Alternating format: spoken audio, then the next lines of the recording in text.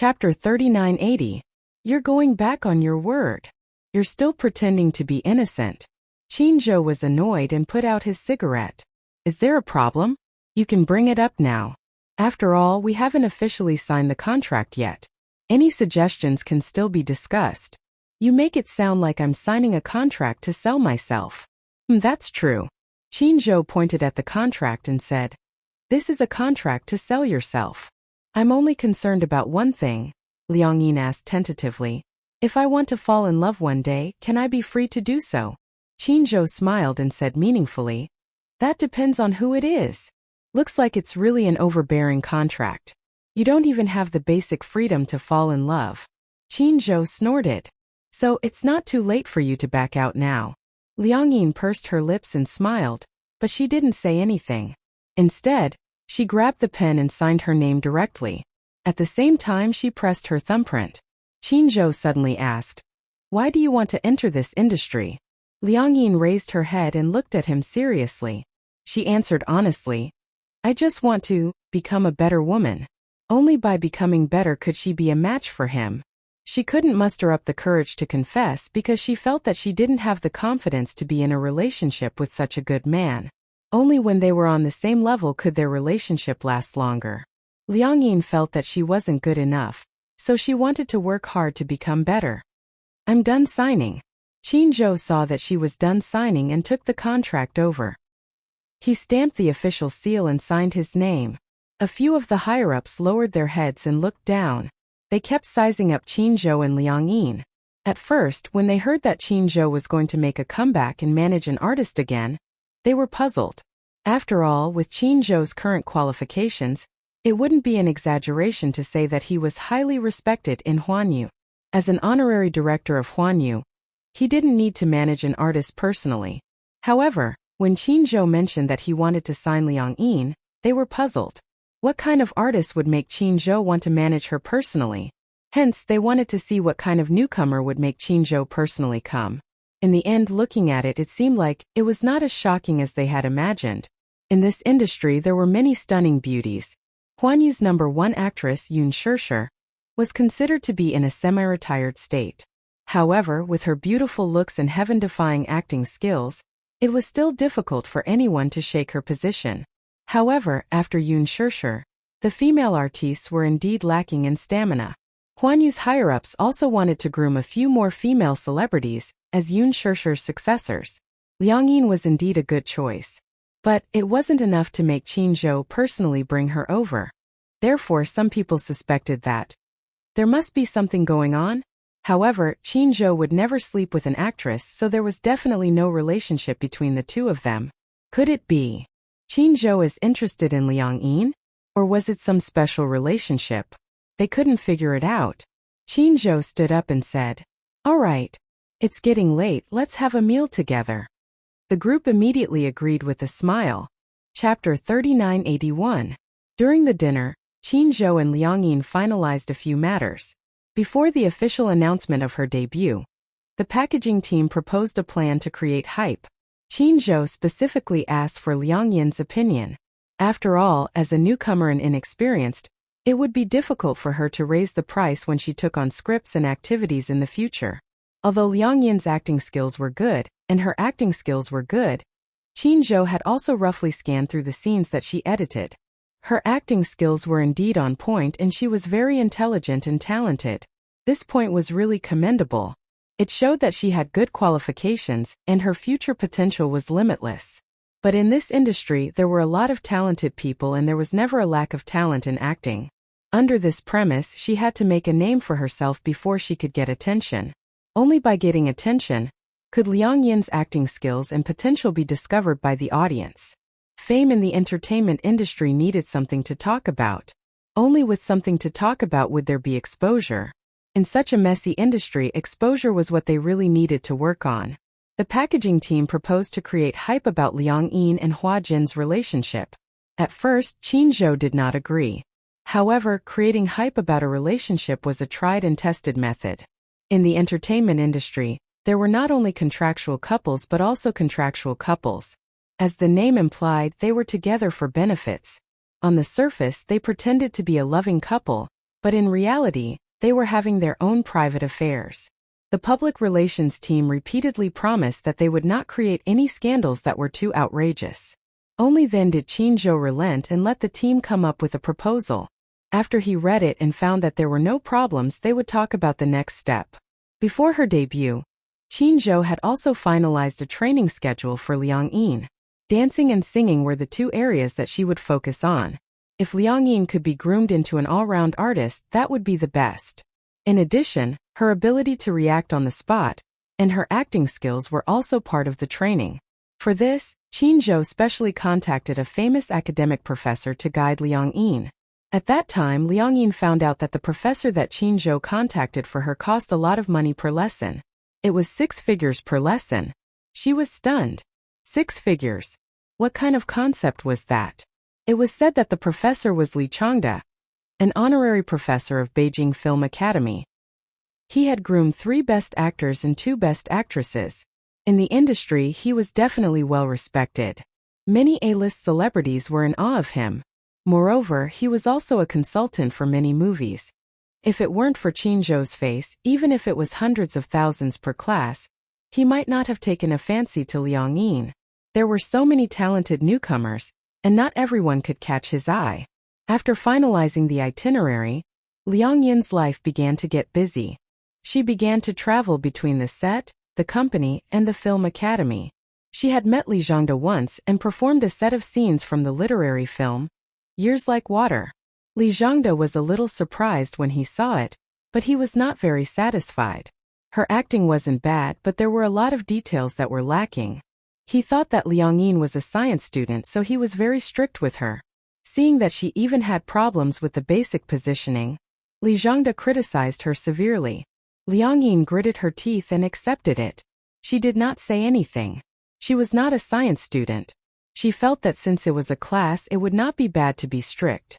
In the end, he was scolded badly by the end of the class. Chapter 3982. This Li Changde is too fierce. Every time they returned to the hotel, Liang Yin would start complaining. She knew that Li Changde was an excellent mentor. The stricter he was, the better it would be for her. However, Li Changde's expectations of her were too high. She had already tried her best, but he was always able to pick out the smallest mistakes in her performance. People aren't born to be good at acting. You're lucky to have such a good mentor like Li Changde to help you hone your acting skills. What about me? At this point, Liang Yin couldn't help but be curious. Didn't Qin hire a mentor to teach you acting? It's not like my previous manager was Qin. Otherwise, I wouldn't have been able to enjoy such treatment. Hua Jin paused and continued. When I first started, when I wasn't famous, my company wasn't willing to spend so much money on me. The vast majority of companies would rather spend money on plastic surgery for their artists than hire a good teacher. After all, it's fine as long as I'm good-looking. Later on, when I became famous and transferred to Huanyu, I didn't have the spare time to receive acting coaching. When Liang Yin heard this, she couldn't help but be suspicious. Have you had plastic surgery before? No. I didn't say that I have. Liang Yin felt that it was unbelievable. She couldn't help but reach out to touch his facial features. Then she reached out and pinched Hua Jin's nose hard. Ah, it hurts. Hua Jin was in so much pain that he wanted to slap her hand away. Liang Yin tried to pinch his chin again. Yes, it was solid. It was obviously not hyaluronic acid. I really didn't have plastic surgery. Finally, this doubt was cleared up. Hua Jin's looks belonged to the category that defied the natural order. Everyone said that Hua Jin was a classic handsome man. When it came to acting in ancient costumes, Hua Jin said that he was the second best. No one would dare to say that they were the best. There was no doubt that he was the #1 handsome man in ancient costumes. Therefore, there were many speculations about him. Many people suspected that he had undergone plastic surgery. Hua Jin was too lazy to answer the reporters' questions. Occasionally, he would pinch his face to express his disdain. So your facial features are real. Liang Yin had always suspected that he had undergone plastic surgery. After all, there were often celebrities in this industry who had undergone plastic surgery. It wasn't unreasonable for her to be so suspicious. Hua Jin glanced at her. I even suspected that you had plastic surgery. What kind of world is this now? Do people suspect plastic surgery just because they're good-looking? Because that's the trend now. There are too many people who have undergone plastic surgery. That's true. However, I don't know why plastic surgery is becoming more and more popular now, but why do so many people who have plastic surgery look like monsters who came out of the abortion line? As Liang Yin spoke, she felt a little puzzled. Say in the past, when plastic surgery was first developed, those who underwent plastic surgery were more natural and exquisite. Now that I look at it, they all have the same face. They had a snake-like face, cheeks that seemed to have been shaved by a knife, a chin that looked like a shoehorn, large eyes, and a high nose. Liang Yin didn't reject plastic surgery. Everyone had the right and freedom to become a beautiful person. However, wouldn't it be creepy if they all had the same face? Chapter 3983. Yang Mi has had plastic surgery? She had thought that Yang Mi was born with it, but it was true that Yang Mi had indeed become invisible recently. Hua Jin nodded. Yes, most people in the industry have had plastic surgery to look better on camera. I think her lips look a little unnatural, but if you don't look closely, there's nothing wrong with them. Hua Jin began to reveal. Her lips have had surgery to make them pouty. She even had a smile at the corner of her mouth. Her dimples were also done through surgery. Liang Yin was speechless. Then, she started to gossip. Has Yun Shishir had plastic surgery before? What do you think? I think she's very pretty and her facial features are very natural. It doesn't look like she's gone under the knife. Most importantly, I feel that her temperament is really good. She's a goddess. Of course, Shishir is a natural beauty. For some reason, when Liang Yin praised Yun Shishir, Hua Jin was especially pleased. He was even happier than when she praised himself. I've seen her in The Green Apple. Although at that time teen films were always criticized, this movie between her and Gu Xingze is simply a classic teen film. I don't think anyone can surpass it. Hua Jin said. A good script, a good cast, good post-production, good publicity and the audience's support. All these factors combine to make this movie a success. Her acting is more natural and there's no feeling of pretense. It's easy to get into her role. When she cries, I can even feel her real heartache. Just like Yang Mi's crying scene, it feels like she's moaning for no reason. There were many scenes where I felt that she couldn't cry and just squeezed out a few tears to appease the audience. Ha ha ha. Hua Jin couldn't stop laughing. Actually, I don't hate Yang Mi, but I don't like her either. But as you said, I still have to prove her innocence. What? In the past, Yang Mi's acting skills were very good. After all, she was an acting student and was also Suka's favorite student. When she first debuted, her acting skills were still very good. Later on, perhaps because there were too many fillers on her face, her expression became more stiff. Moreover, her mac is filled with hyaluronic acid. Her crying and laughing are not very natural and look fake. It's not because of her acting skills. If that's the case, then I've wronged her. She sighed. The female celebrities from the previous generation are the ones who are truly peerless. That's the filter of that era. It's blurry and hazy, and the facial lines aren't very deep. If we were to use high-definition cameras to take pictures, the pimples and acne would all be exposed. As he spoke, Hua Jin continued. However, I pay more attention to temperament. I think that in terms of temperament, no one can compare to our Shishir. Good. Your Shishir is the most beautiful and has the best temperament. That's the truth. The two of them chatted in the room and even finished memorizing the script. Perhaps it was too boring. The two of them started gossiping and only went to bed when it was very late. Li Zhangda's class was held once a week. Qin Zhou obviously spent a lot of money on Liang Yin. One class cost 100,000 yuan. It was said that Qin Zhou was a big shot and gave her a friendly discount. Chapter 3984. Initially, Li Zhangda was moved by Qin Zhou's sincerity. Later on, he really felt that Liang Yin was a good seedling, so he taught her seriously. During the 5th period, Liang Yin thought that she would have to spend another period in Li Zhangda's bubble. She did not expect Li Zhangda to praise her for the first time. You acted well. Li Zhangda gave such a comment. When Liang Yin heard it, she was instantly overjoyed. Don't underestimate these words.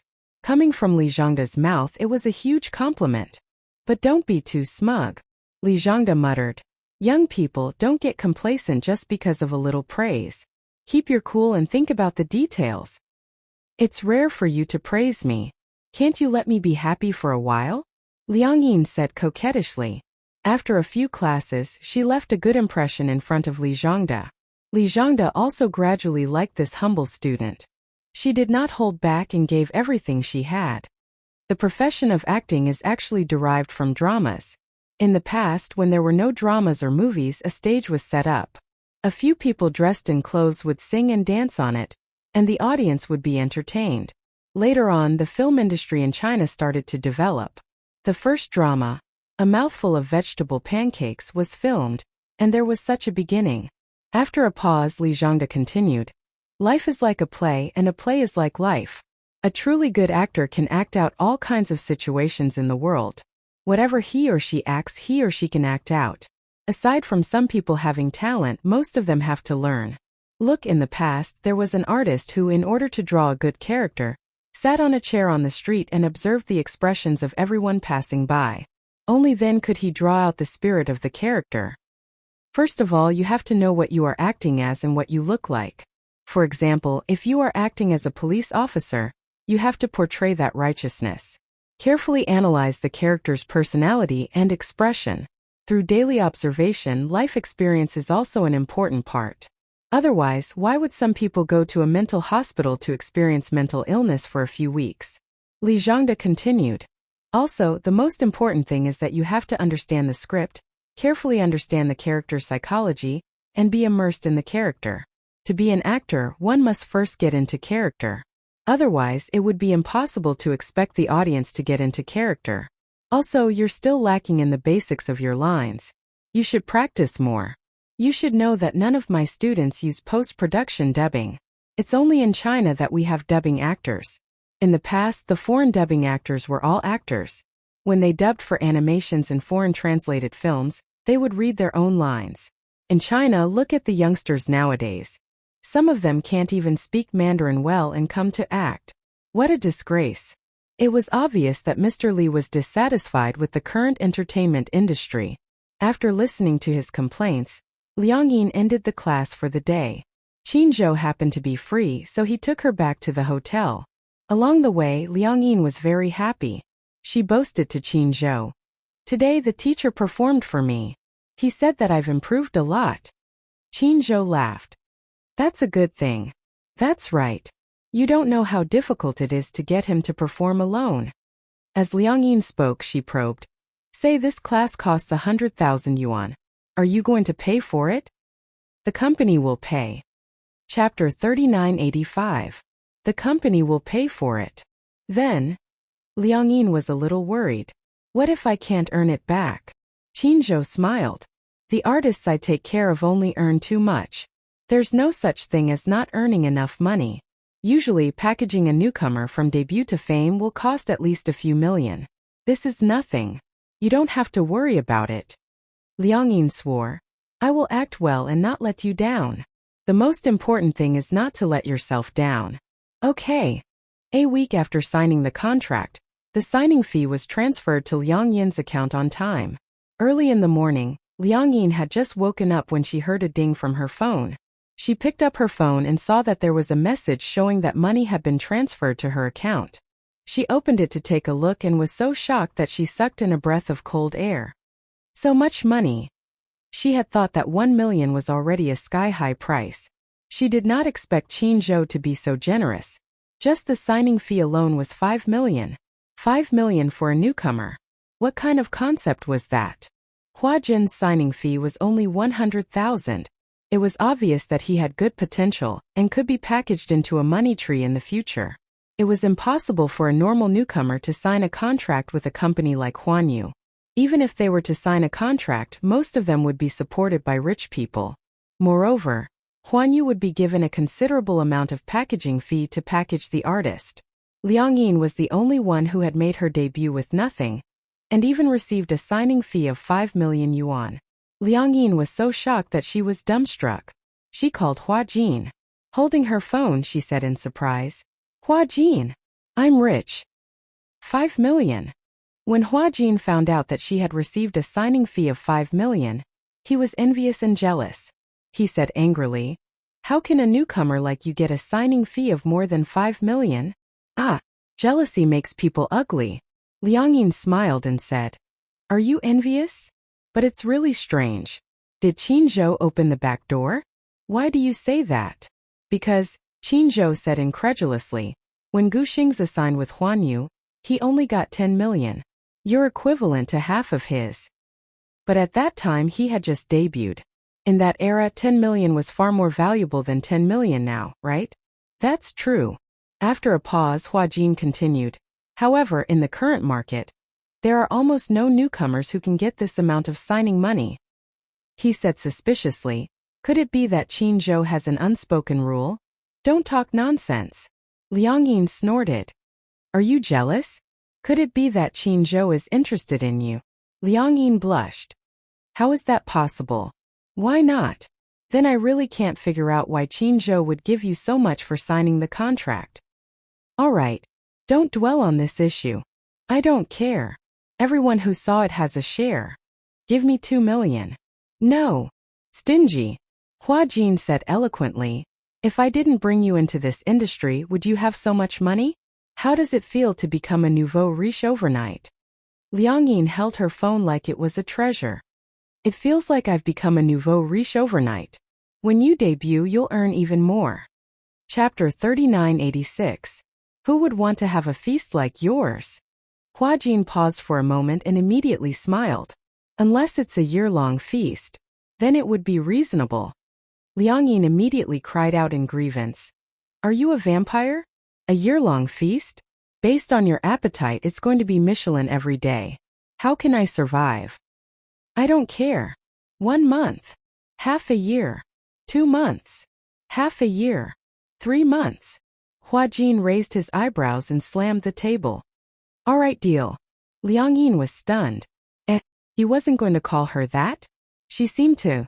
She had been tricked. But since she had said it, she had to do it. The next day, Liang Yin immediately made an appointment with Hua Jin and Qin Zhou at a restaurant. She planned to treat them to a feast as a celebration. As soon as he heard that Liang Yin had invited Qin Zhou, Hua Jin immediately felt that there was an ulterior motive. Could it be that this guy wanted to use their relationship to get closer to Qin Zhou? Hua Jin's scenes ended early, but Liang Yin's scenes were delayed by the director until very late. This was a small misunderstanding. It turned out that Hua Jin wanted to have an early dinner, so he told the director in advance that he had something to do in the evening and hoped that he could finish his scenes early. In the film crew, this was a privilege that he had.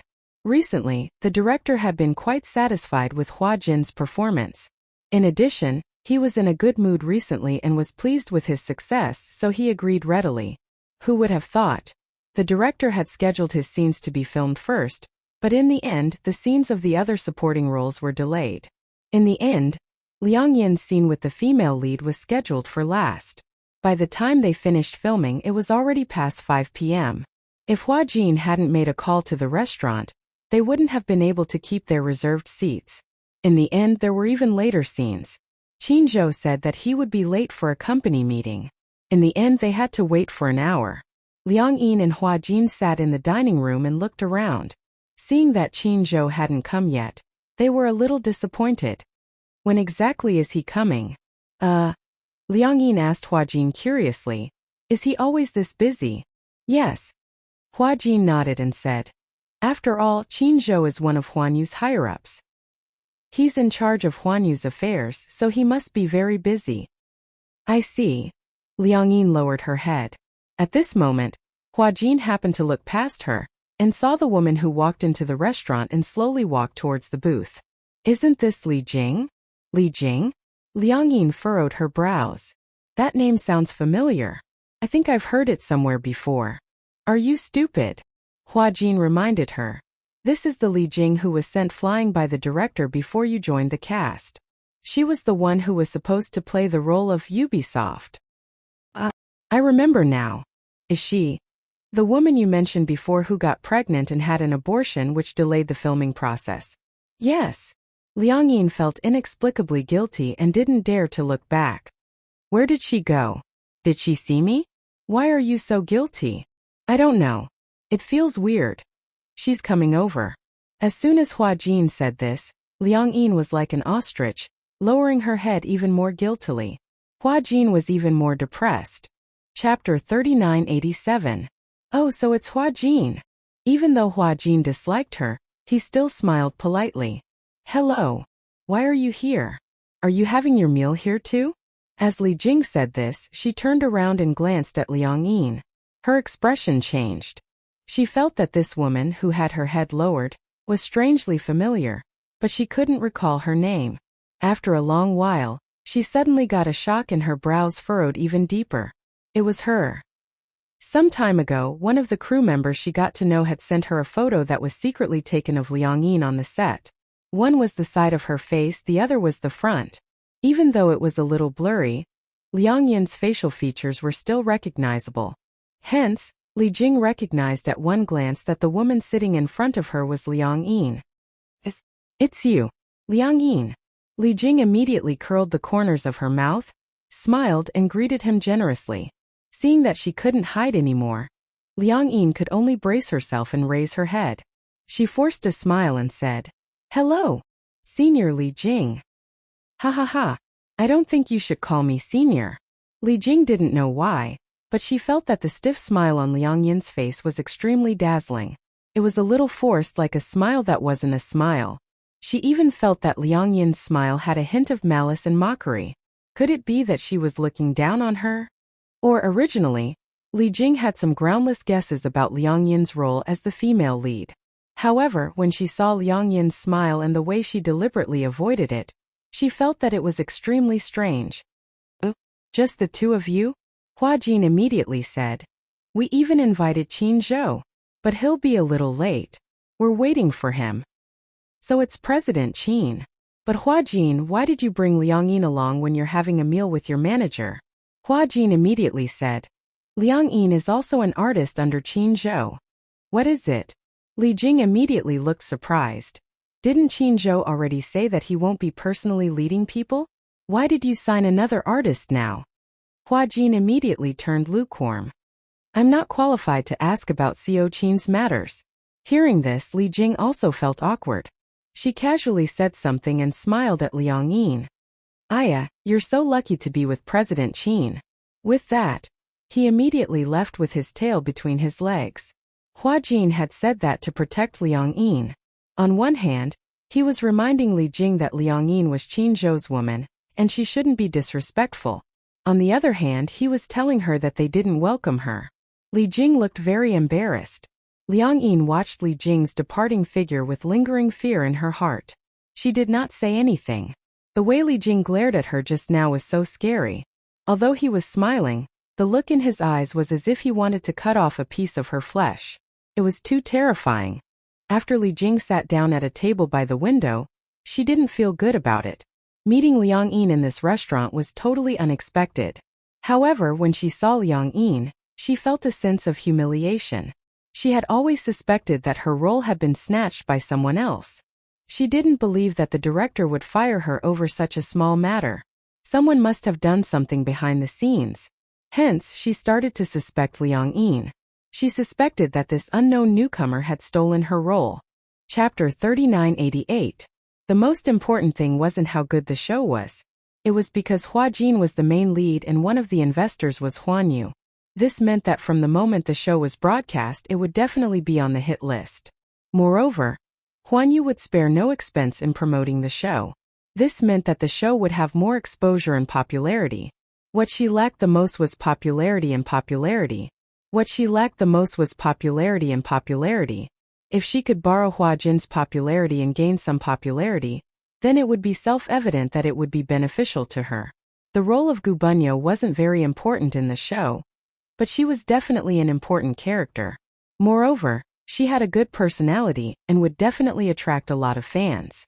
She was counting on this role to take her career to the next level. She hadn't expected that she would have almost completed all the scenes for the role of Gu Bunyo, but in the end, the director had actually fired her. Moreover, all her scenes had been edited out and a new actress had been chosen. This new actress was Liang Yin. How could she not hate her? Li Jing sat in the booth. From her angle, she could see Liang Yin's face. She saw Liang Yin and Hua Jin sitting opposite each other on their phones, as if they were very familiar with Hua Jin. If it had been anyone else sitting in front of Hua Jin, they would have been nervous and at a loss. Just like her. With her status, she didn't have the right to sit at the same table as Hua Jin. Even if she did, she would be trembling with fear, afraid that she would make the slightest mistake and offend Hua Jin. On the other hand, Liang Yin acted as if she and Hua Jin were friends. Li Jing was even more suspicious of her relationship with Qin Zhou. Could it be that Liang Yin and Qin Zhou were very close, so Hua Jin also saw her as a close friend? After all, Qin Zhou was his superior. In that case, one couldn't help but wonder what methods Liang Yin had used to get to the top. Li Jing had been secretly observing them. She saw Hua Jin look at the time and suddenly call the waiter over. After a few words, the waiter started to serve the dishes one after another. It seemed that he didn't intend to wait any longer. The two of them chatted as they ate. Liang Yin looked out of the window from time to time, as if she was waiting for Qin Zhou. Not long after, Li Jing saw Liang Yin stand up and walk towards the bathroom. She also stood up and followed her into the bathroom. Liang Yin walked out of the bathroom. Just as she walked to the sink, she bumped into Li Jing. She was shocked and immediately reacted. The corners of her mouth stiffly twitched. "Senior Li Jing, why are you here? Speak." Li Jing opened her mouth without warning, but her tone was like a judge. "How did you get the role of Ubisoft?" Liang Yin's heart trembled. She said honestly, Hua Jin told me that the role of Audiobook is being reselected. He was the one who helped me get the chance to audition. Humph. Li Jing didn't go straight to the point either. Instead, she beat around the bush and said sarcastically, "I was wondering why the director sent me away for no reason. So it's because of you. You stole the role." Liang Yin was a little surprised when she heard this. It sounded as if Li Jing was suspecting that she was the one who had secretly snatched the role. Liang Yin felt that she had been misunderstood and felt a little wronged. Chapter 3989. But the problem was, didn't the director fire her out of anger because she had messed around in the production team and got pregnant and had to go for an abortion, causing many actors in the production team to wait for days in vain? Hua Jin was the one who told her about this, so it should be quite credible. Why did she push all the blame onto her just by opening and closing her mouth? Liang Yin smiled and immediately said, "Senior Li Jing, you're wrong. I didn't steal your role. What right do I have to steal it from you? I didn't use any underhanded means to get this role. A clean conscience is not afraid of a crooked shadow. I definitely didn't use any underhanded means to steal your role." With that, Liang Yin was about to leave. However, Li Jing blocked her footsteps with her body. A clean conscience is not afraid of a crooked shadow? What a clean conscience is not afraid of a crooked shadow. Then shouldn't you explain why Huan Yu's top manager, Qin Zhou, no longer manages artists and retired behind the scenes? Why did he make a comeback and manage an unknown newcomer like you? At that time, her attitude was still very polite. If this Liang Yin was related to Qin Zhou, she would have a way to back off. Liang Yin pursed her lips and said, "My relationship with CEO Qin isn't what you think. I don't know why he signed me, but it's my honor that he's willing to manage me. Also, CEO Qin is a very nice person. Please respect him and don't speculate about our relationship." Moreover, what was the relationship between her and Qin Zhou? Why should she report it to her? "Both of you?"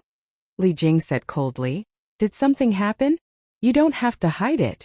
Since we're both in this industry, don't think that you can hide your dirty tricks from others. To put it nicely, it's just a fig leaf. Who doesn't know how you got to where you are? But who asked you to have such a pretty face? Otherwise, you wouldn't have been able to seduce Qin Zhou. But I'm really envious of you. What kind of man is Qin Zhou? He's so high and powerful. It's your fortune to be able to seduce him." Liang Yin was stunned. She didn't expect Li Jing to speculate about her relationship with Qin Zhou so maliciously. When it came to Qin Zhou, she immediately became serious. Please show some respect. She was extremely protective of Qin Zhou. She didn't want Qin Zhou to be judged as such an ugly person because of her. What? Li Jing smiled. Don't think that I don't know what kind of person Qin Zhou is. When he signed Yun Shishir, I heard that Yun Shishir had done a lot of dirty things in order to get to the top. What a pity for Mu Yaja of Xingyu Financial Group. Such a grand wedding was given to such a filthy woman. He must have been cuckolded by a thick stack. Pa! Liang Yin didn't even think before throwing a slap at her. She said angrily, "You're not allowed to criticize Yun Shishir like that." She had only interacted with Yun Shishir a few times, but she had left a very good impression in her heart. It wouldn't be an exaggeration to say that she was a goddess. She had also seen the real Muyaja and Yun Shishir. It seemed that they were a very loving couple. She absolutely didn't believe that Yun Shishir was the unscrupulous and promiscuous woman that Li Jing said. Li Jing's blasphemy finally made her explode. Chapter 3990. During the trip to the hot spring, Yun Shishir and Muyaja had taken good care of her. Liang Yin also knew what kind of person Yun Shishir was. She was Muyaja's wife, the wife of the CEO of the Shengyu Corporation, and the goddess of the entertainment industry. Her status was so high that no one could shake it. Li Jing's blasphemy finally made her explode. She was gauging the heart of a gentleman with her own mean measure. No one would believe that Yun Shishir would ignore Muyaja's protection and run off to flirt with another man. It was not that Qin Zhou was not as outstanding as Muyaja, but Yun Shishir did not have to do that. Moreover, Qin Zhou and Muyaja were close friends. With Muyaja's methods, there was nothing that could be hidden from him. He and Qin Zhou were so close, which only proved that there was nothing between Qin Zhou and Yun Shishir. It was one thing for Li Jing to criticize her, but she even humiliated Qin Zhou and Yun Shishir. This was something that Liang Yin could not stand. "You're not allowed to humiliate Qin Zhou and Yun Shishir like this," Liang Yin said angrily. "Li Jing, I respect you as my senior, so I've always been very polite to you. But don't take my respect for you as a disrespect. People care about their dignity. Do you think others don't know why you were kicked out of the production team?" Hearing this, Li Jing's face changed and turned ashen. "What do you mean by that?" Liang Yin snorted and said, "Almost everyone is spreading the news about you fooling around in the production team.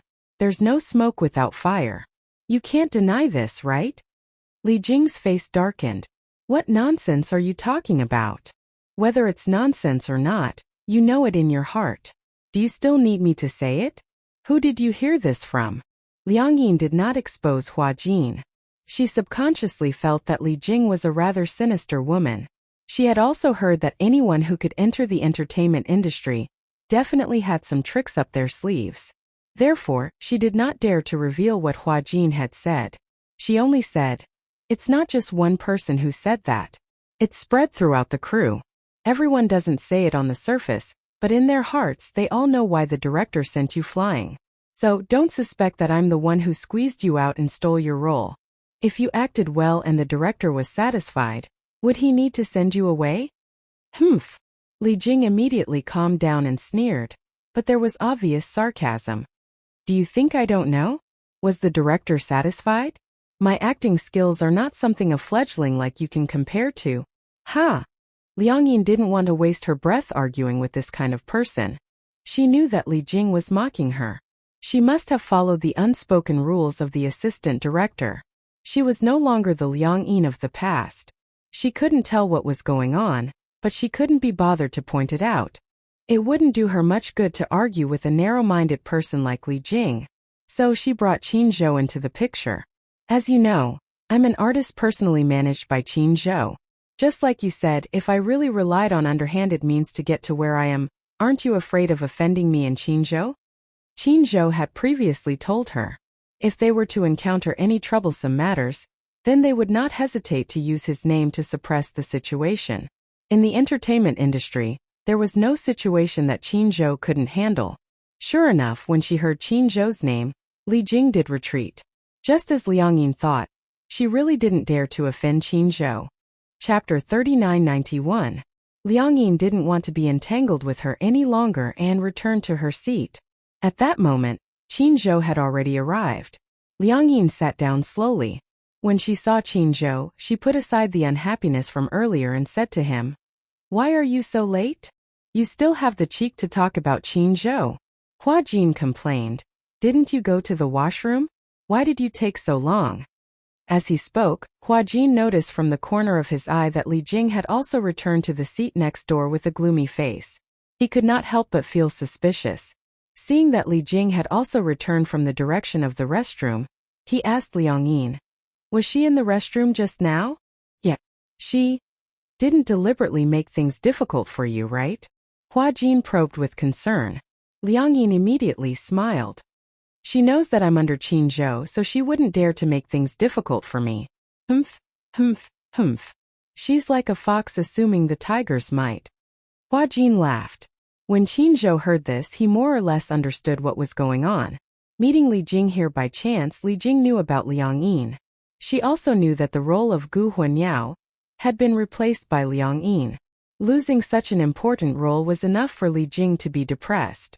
It was inevitable that she would wonder what methods Liang Yin had used to get the role. Qin Zhou kept this matter in his heart and planned to deal with this stumbling block later. Even though Li Jing wasn't an important role, it was necessary to show her who was the boss. Liang Yin hadn't officially debuted yet. This thorn in her side definitely couldn't be left alive.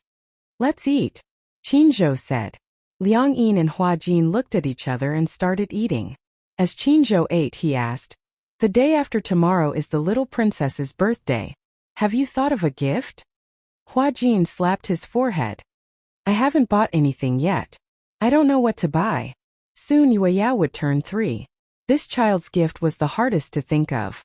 Giving her jewelry would be too tacky. After all, the other party was a 3-year-old child. The gold and silver jewelry were all given by the older generation. Children would definitely like children's items, but this was the most difficult thing to imagine. Building blocks? The Mu family's children's room was filled with the most popular toys. Yueyao's second brother was the chairman of Laji Holdings. It could be said that all of Yueyao's childhood toys had been bought by Yu Yu. He couldn't give her the toy. Then Hua Jin probed Qin Zhou. "What do you plan to give her?" "I've already ordered a BJD doll a year in advance. It's made according to Yueyao's appearance.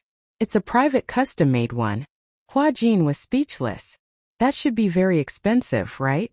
"It's not expensive. It's only $300,000. "How could this be called not expensive?" Hua Jin's lips twitched. This Qin Zhou was too cunning. He had actually started planning this year's birthday gift a year in advance. This time Hua Jin was very troubled. He didn't know what to give her. Liang Yin, who was standing beside him, was even more confused. A few $100,000 was not expensive? Poverty had limited her imagination. Hua Jin said, "Liang Yin, let me ask you something." "What? What gift did you wish to receive when you were young?" When Liang Yin heard this, she looked a little uncomfortable. "I didn't celebrate my birthday when I was young." "Why?" "Because..." Liang Yin laughed dryly. "No one remembers my birthday.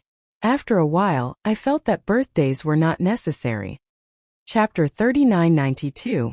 She had grown up in a broken family and had never had a complete family, let alone a complete birthday. It was as if her birth wasn't worth celebrating. Hua Jin saw the loneliness on her face and thought that he had touched her sore spot. He said awkwardly, "Sorry. Why are you apologizing?" Liang Yin hurriedly explained, "Actually, I don't think it's a big deal. I don't really care about birthdays, but if it were me when I was young..." She thought for a while and said slowly, "No matter what the present is, as long as it's a birthday present, I will like it very much." "Really?" "Yeah. Actually, it doesn't matter what the present is. What's important is the thought behind it. When you open the present, nothing can compare to the feeling of anticipation. It doesn't matter if it's expensive or not. What's important is the feeling of anticipation and surprise." Qin Zhou looked deeply at Liang Yin but didn't say anything. Instead, he pretended to ask casually, "When is your birthday?" "I don't seem to remember. I don't really celebrate my birthday." Hua Jin asked Qin Zhou. "Qin Zhou, help me think. What should I choose for Yuyao's birthday?" "Think about it yourself." Qin Zhou snorted. "Don't you think it's a little late to be thinking about a birthday present now? If you had prepared it earlier, you wouldn't have been so flustered." Hua Jin ignored him and said to Liang Yin, "Accompany me to the mall tomorrow."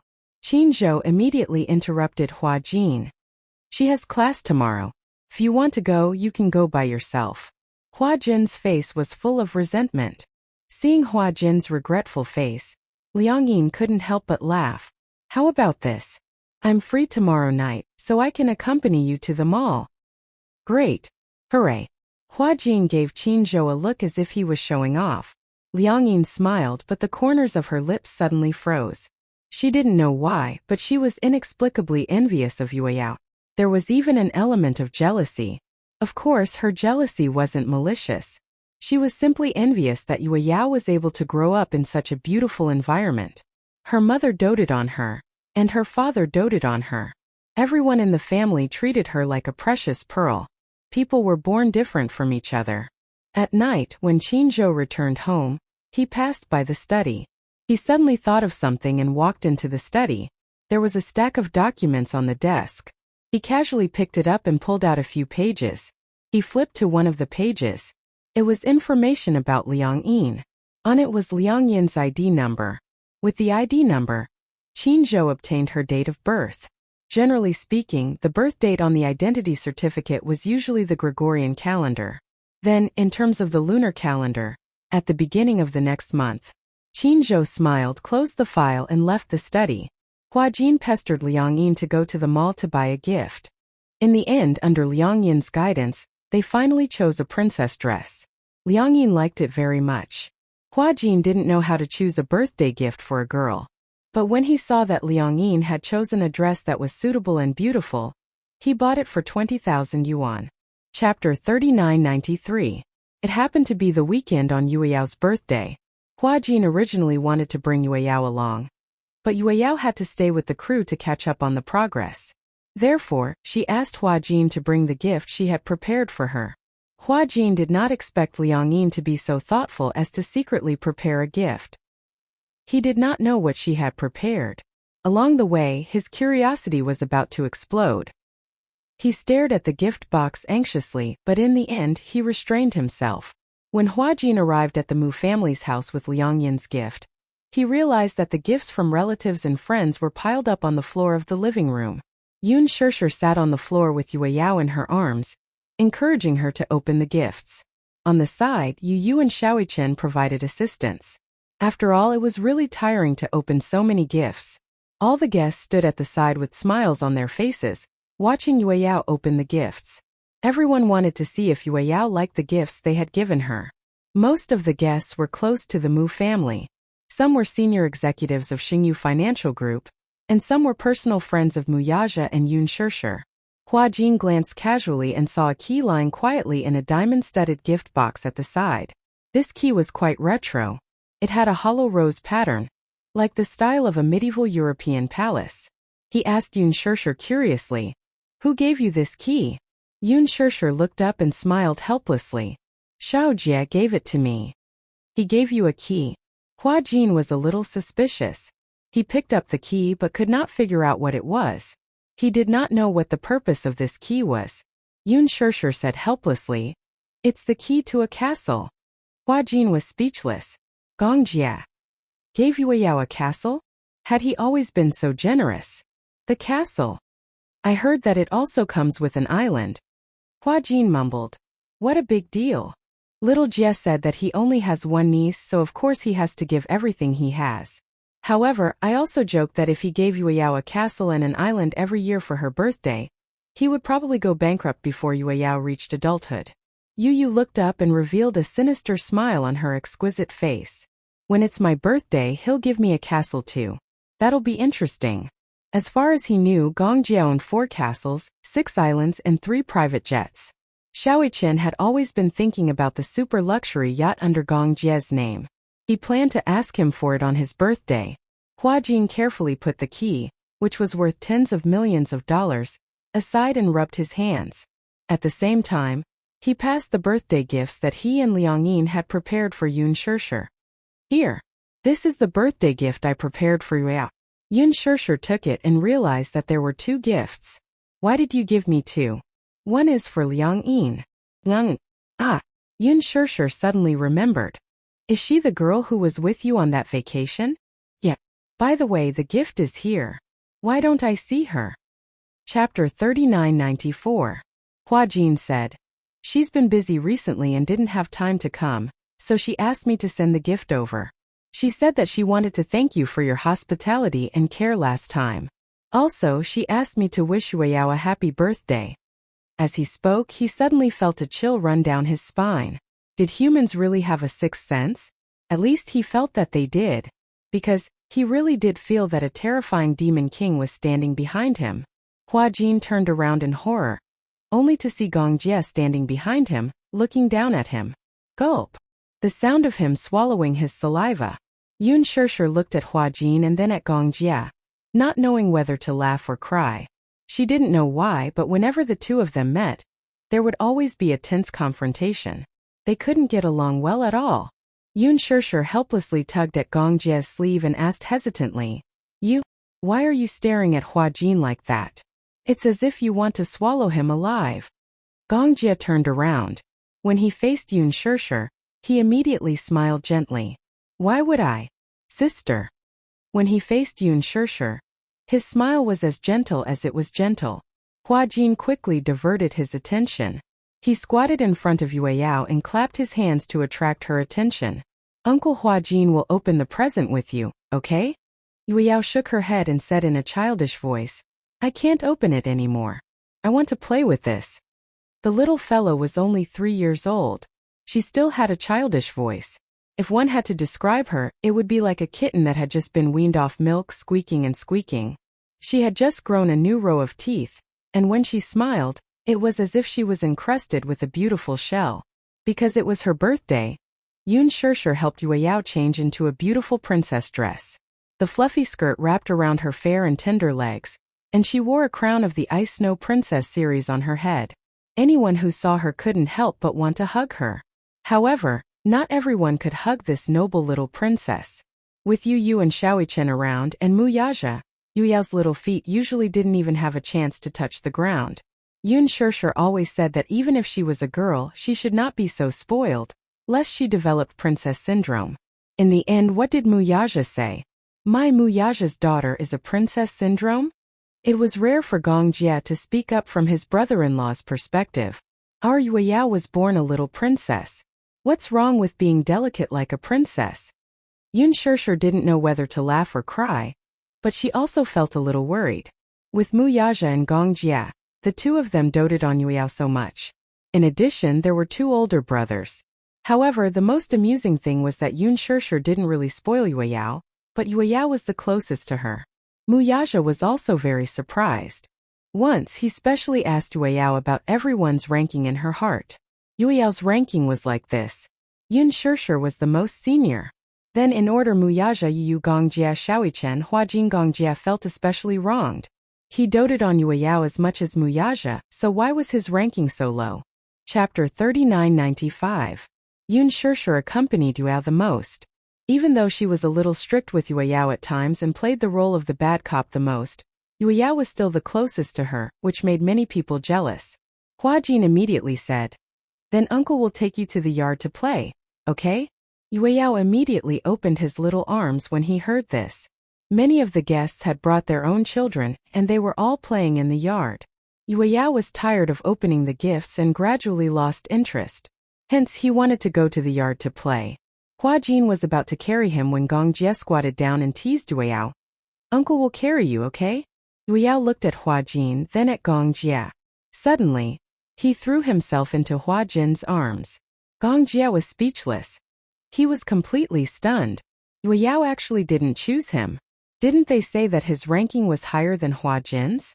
How did this little girl change her attitude so quickly? Yun Shishir laughed heartily.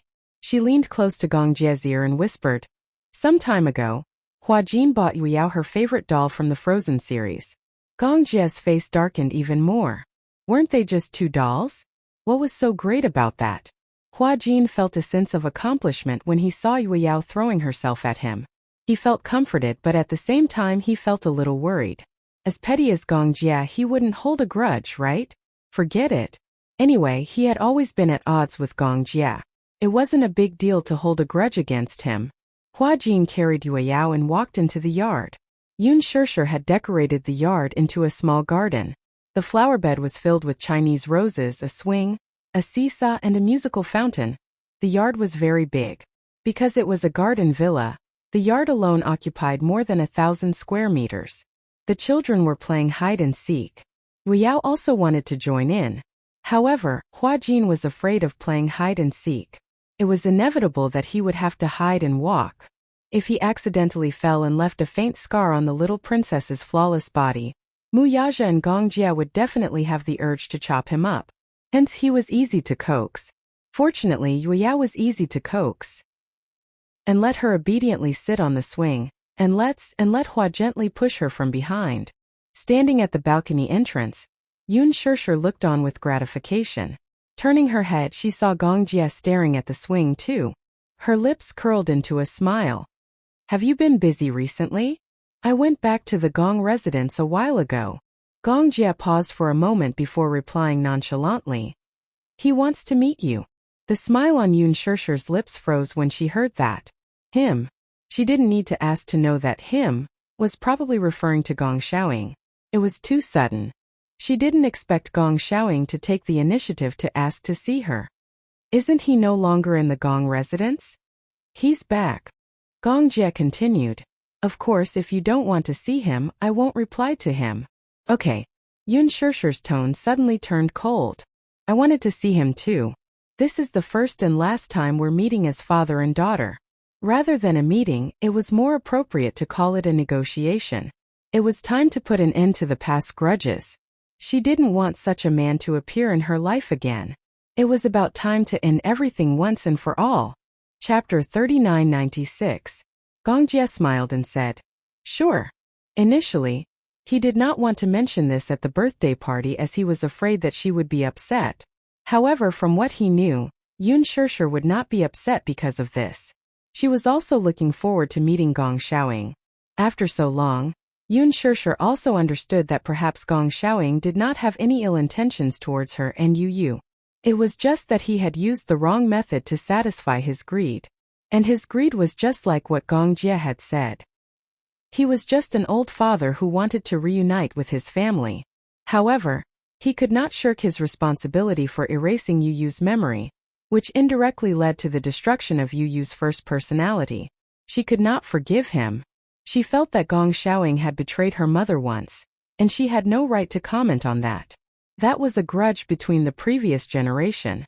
However, imprisoning Yu and turning him into a tool for his own benefit was a second betrayal. A betrayal to her. Gong Xiaoying blamed her for being so resolute, and she also hated him for being so heartless. Gong Jia had not expected that Yun Shishir would be willing to meet Gong Xiaoying. From her expression, it was as if she was talking about the past with an old friend. He could not even see any resentment in her eyes. Instead, it was a kind of calmness that did not care. He had not expected that she would be willing to meet Gong Xiaoying. Perhaps Gong Xiaoying was afraid. He was afraid that meeting her would break all ties. Hence, Gong Xiaoying had been avoiding Gong Jia. He was afraid that Yun Shishir would take the initiative to meet him. Hence, like a coward, he suddenly disappeared without a trace. Yun Shishir thought that he had disappeared and would not appear in her world. She did not expect that Gong Xiaoying would suddenly ask to see her. As if they had a tacit understanding, the father and daughter both vaguely understood that this meeting might mean a break between the two of them. However, she still had to see him. Behind them, Yu could vaguely hear their conversation. However, the moment Yun Shishir and Gong Jia turned around, she immediately hid in a dark corner. It was not until Gong Jia and Yun Shishir were far away that he walked out from the corner in a daze. He vaguely heard his mother say that she wanted to meet that man. He was a little worried. The day after the birthday party, Gong Xiaoying found out that Yun Shishir was willing to meet him. So he put aside all his work and asked Gong Jia to arrange a meeting between him and Yun Shishir. Not long after, Gong Xiaoying flew to the capital. They arranged to meet at a secluded villa of Gong Jia in the capital at 6 o'clock in the evening. Yun Shishir would show up as promised. For the entire night, Gong Xiaoying could not sleep peacefully. He repeatedly pondered in his heart about how he should tell his daughter that he had not seen her for so many years and how he missed her and felt guilty for her. He was not very good at saying sentimental things, but it was obvious that this might be the last chance for the two of them to meet again. The second time they met might be at his funeral. Thus, he wanted to seize the opportunity to organize what he wanted to say to the Fate Society. However, the more he thought about it, the more confused his thoughts became. In the morning, Gong Jia called to say that he would be accompanying Yue Yao in the evening, so the meeting time was set at noon. After lunch she would come. Gong Xiaoying acted as if he was facing a formidable enemy. He deliberately styled his hair and changed into a formal suit, looking especially formal. Chapter 3997. Yun Shishir was very punctual. In this aspect she was very much like him. At 1 o'clock in the afternoon, Yun Shishir and Gong Jia arrived on time. Gong Xiaoying was sitting in the living room. His assistant received the news and rushed to the door. Soon he walked to his side and whispered in his ear, "They're here." When he heard this, his body inexplicably stiffened, as though he was nervous. Gong Xiaoying straightened his back and looked up. He saw Yun Shishir's slightly slender figure appear at the door. Gong Jia came with her, but he did not enter. Instead he stood at the door, gave her a few instructions and turned to leave. Gong Xiaoying also gave his assistant a look. "You may leave." "Yes."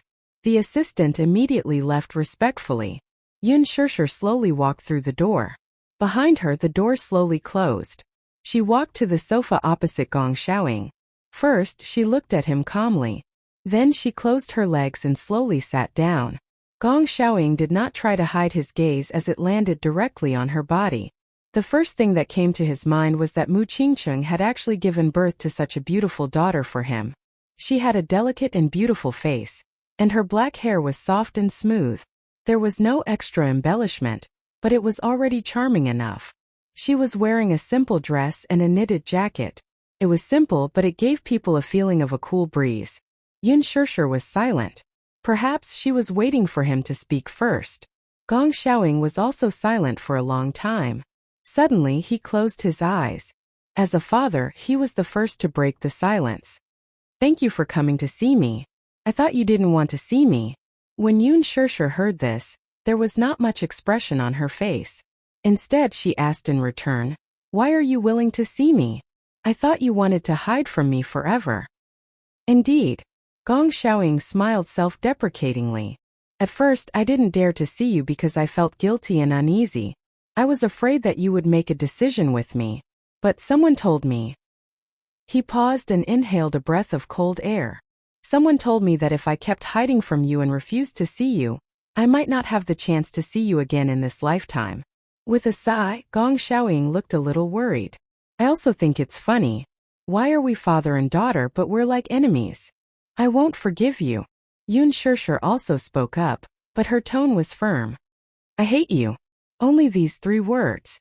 Gong Xiaoying felt as if his heart was being pierced. In fact, he hadn't expected what she would say. The only thing he had expected was that she would say these 3 words. "I hate you." Even though he had expected this, he still felt his heart ache when she casually uttered those 3 words. "I know that you hate me." Gong Xiaoying pursed his lips helplessly. "I also know that you're here to sever our relationship as father and daughter. I know all these." Yun Shishir heard this, but she looked down coldly. Gong Xiaoying clenched the cane in his hand. This time, he had let go of all his pride and all his hatred for the Mu family. He did not want to hate anyone, and he did not have the right to. Perhaps he was a successful businessman. As a businessman, his achievements were eye-catching and unparalleled. But whether it was as a husband or a father, he was a failure. Chapter 3998. As her husband, he had made that woman wait her whole life, but he did not return. As her father, his daughter had turned against him and told him that she hated him. She even wanted to cut off their father-daughter relationship. Gong Xiaoying knew that he was guilty. However, he hoped that Yun Shishir could return to his side and reunite with him. However, he had used the wrong method. He had pinned the feud between the Gong and Mu families on Yun Shishir. The saddest thing for a person was to gradually become the person he hated the most. He used to hate the Mu family so much, but now, he had become the executioner he hated the most. "I'm sorry." Gong Xiaoying sighed heavily. He looked up and in an instant there was a lot of vicissitudes in his eyes. "I know that you must hate me very much, and I won't shamelessly beg you to forgive me. However, I'm already very satisfied to be able to see you again." When Yun Shishir heard this, she did not show it on the surface, but there were waves of emotions in her heart.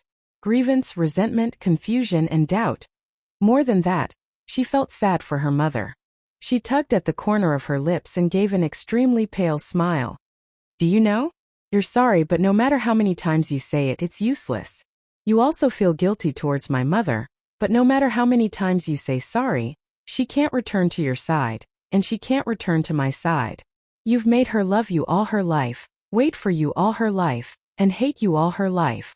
Is this something that can be redeemed with just a few words of apology? Gong Xiaoying fell into a deep silence. Yun Shirshir continued. Once you've caused harm to someone, no matter how many times you apologize, it won't be able to offset the harm. She can't come back and you can't go back either. Gong Xiaoying's eyes throbbed.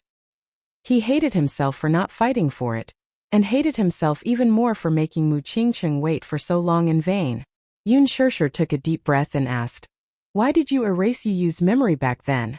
I hope, Gong Xiaoying paused and explained, I hope that he can stay by my side. After all, he is the blood of the Gong family.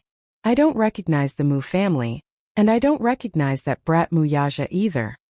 Then, Yun Shirshir asked coldly, Can you return Yu to me? Hasn't he already returned to your side? Yun Shirshir furrowed her brows and suddenly said hoarsely, He did come back to my side, but the old Yu has completely disappeared. He's no longer here. The current Yu has become a little unfamiliar. He can't go back to how he used to be. After pausing for a few seconds, she glared at Gong Xiaoying with hatred. It's you. If it's not you. If it's not you. Yu would never become like this. Do you know how much pain he's in now? Gong Xiaoying didn't want to explain himself, but at the mention of Yu, he couldn't help but say, If I didn't bring him back to the Gong family, his condition might have deteriorated rapidly. Do you know his condition? Yun Shirshir was stunned. His condition isn't optimistic. If he didn't recuperate in the Gong family, his organs might have gradually withered. Gong Xiaoying wasn't lying about this. This was also the reason why Gong Jie didn't hate Gong Xiaoying that much. Chapter 3999. And reality had proven that Gong Xiaoying's actions were indeed effective. Yu's health was gradually improving. His heart's function had also increased by more than 5 times. At least, his body was no longer as weak as before. It was just that Gong Xiaoying did not tell anyone. It was fine if others misunderstood him, but Yun Shirshir could not. He still had a selfish motive. He wanted to let her know his good intentions clearly. At least for this reason, even if she did not forgive him, at least she did not want to cut off all contact with him. This was already a plea. Gong Xiaoying was such a proud man. He was high-spirited and arrogant all his life. Only in front of Yun Shirshir did he lower his voice. Perhaps it was because Yun Shirshir and Mu Qingqing looked too much alike. When he saw this daughter, it was as if he could see through her soul and see the woman he once loved deeply. His heart melted into a puddle. He poured all the guilt and love he had for Mu Qingqing into her, hoping to make up for his regrets and mistakes. Whether she appreciated it or not, he could not decide. He only hoped that even if she pitied him, she would not be so ruthless. Don't think that I'm her. Are you trying to brush me off with such words? Yun Shirshir said angrily. You can't go back to how he was before, and this is all thanks to you. Gong Xiaoying, what is your heart made of? Is it cold? You caused my mother to suffer for her entire life, and you want to turn my world upside down before you are satisfied, right? Gong Xiaoying shook his head. But he could only shake his head. He could not explain anything else. Can you think of a way to make him go back to how he was before? Yun Shirshir bit her lip hard and clenched her fists nervously. She was looking forward to Gong Xiaoying's other methods to wake up the old Yu. She wanted the old Yu to come back. Gong Xiaoying said calmly, He has a split personality. Do you know about this? Yun Shirshir said, Now I know. I didn't know about this before. Because he's too good at hiding. Gong Xiaoying's eyes revealed a rare look of admiration. This child has always known how to dote on others. He dotes on you and wants to protect you, so he only reports the good news and not the bad news. Is there no other way? Gong Xiaoying said. What if I say yes? Yun Shirshir's originally lifeless eyes seemed to have been dyed with light all of a sudden. Her eyes widened. Really? Or we can go back to the past and have the 2 personalities live in the same body. However, this is very painful. Two personalities coexisting is very dangerous. Sooner or later, he won't be able to bear the burden. Because his two personalities are opposites, they will never be able to merge or accept each other. They are destined to clash. Yoon Shirshir's heart ached when she heard this. The old Yu had two personalities coexisting. In front of her, he was innocent and obedient, kind and pure. But the other side was perhaps unimaginably cold. Did they have to go back to this? She couldn't bear to. She didn't want Yu to suffer like this. Then, didn't you say there was another way? Yoon Shirshir was full of hope. What is it? Gong Xiaoying raised his eyes. His once handsome face was now filled with vicissitudes. Or, we can awaken the first personality and let that personality kill the second personality with his own hands so that the first personality can regain his dominant position. Chapter 4000. The corners of Gong Xiaoying's lips curved upwards. In fact, the first personality will never be killed. That's because the first personality is the original personality, while the second personality is a derivative personality. Many studies have shown that other than the first personality, all other personalities will be killed except for the first personality. Even if he disappears, he will be temporarily sealed up. The way to awaken the first personality is very simple. However, if you want the first personality to take over, unless the first personality kills the second personality, it's very difficult to do so. Yoon Shirshir felt a stab of pain in her heart. Regardless of whether it was the first personality or the second personality, they were both her Yu. Whether it was the kind Yu or the cold Yu, they were both her flesh and blood. Regardless of which personality it was, she didn't want to give up easily. The first personality killing the second personality? Why did she have to make Yu go through such a cruel decision? No. Yoon Shirshir's lips suddenly trembled violently. Is there no other way? Gong Xiaoying shook his head silently. Shirshir, I understand your feelings. Just like me, I also hope that Yu will be well. It's just that there's no way to make it perfect. You understand my feelings. When Yoon Shirshir heard that, she sneered coldly. You understand? If you understand, you won't be so cruel as to kill Yu's first personality. I didn't kill it. Gong Xiaoying's tone was very calm. No matter how good I am, I can't infiltrate the child's consciousness. What I'm saying may sound a little abstract, but to put it simply, other than the second personality, no one can communicate with the first personality. Yoon Shirshir's face froze as if she was frozen. I don't believe it. Her gaze was empty as she muttered. I don't believe that there's only one cruel way. There must be another way. Shirshir. Yoon Shirshir suddenly stood up. You're not allowed to call me that. You have no right to call me that. Gong Xiaoying was speechless. He didn't dare to say anything else, afraid that he would accidentally say something that would anger her. She was too sensitive. He had to tread carefully. Calm down. Maybe there are other ways. Give me a little more time. I'll definitely think of something. No need. What method can you think of? The only method you can think of is the cruel method. The only method you can think of is to kill the personality cruelly. You are the executioner. In a fit of anger, Yoon Shirshir spoke without thinking. Because of her words, Gong Xiaoying's heart ached so much that he almost suffocated. However, he did not say a word. He remained silent and let her vent. He understood that her emotions had accumulated to a critical point and needed to explode. He allowed her to vent her emotions. That's all for today. I hope you can respect yourself and stop interfering with my life in the future. Yoon Shirshir added. No matter what, Yu is my son. No matter what, I will find the old Yu. You don't have to worry about anything else. After saying that, she left without looking back. Gong Xiaoying stood up and wanted to chase after her. However, when he saw how determined she was, he didn't have the courage to do so. He had lost. He admitted defeat.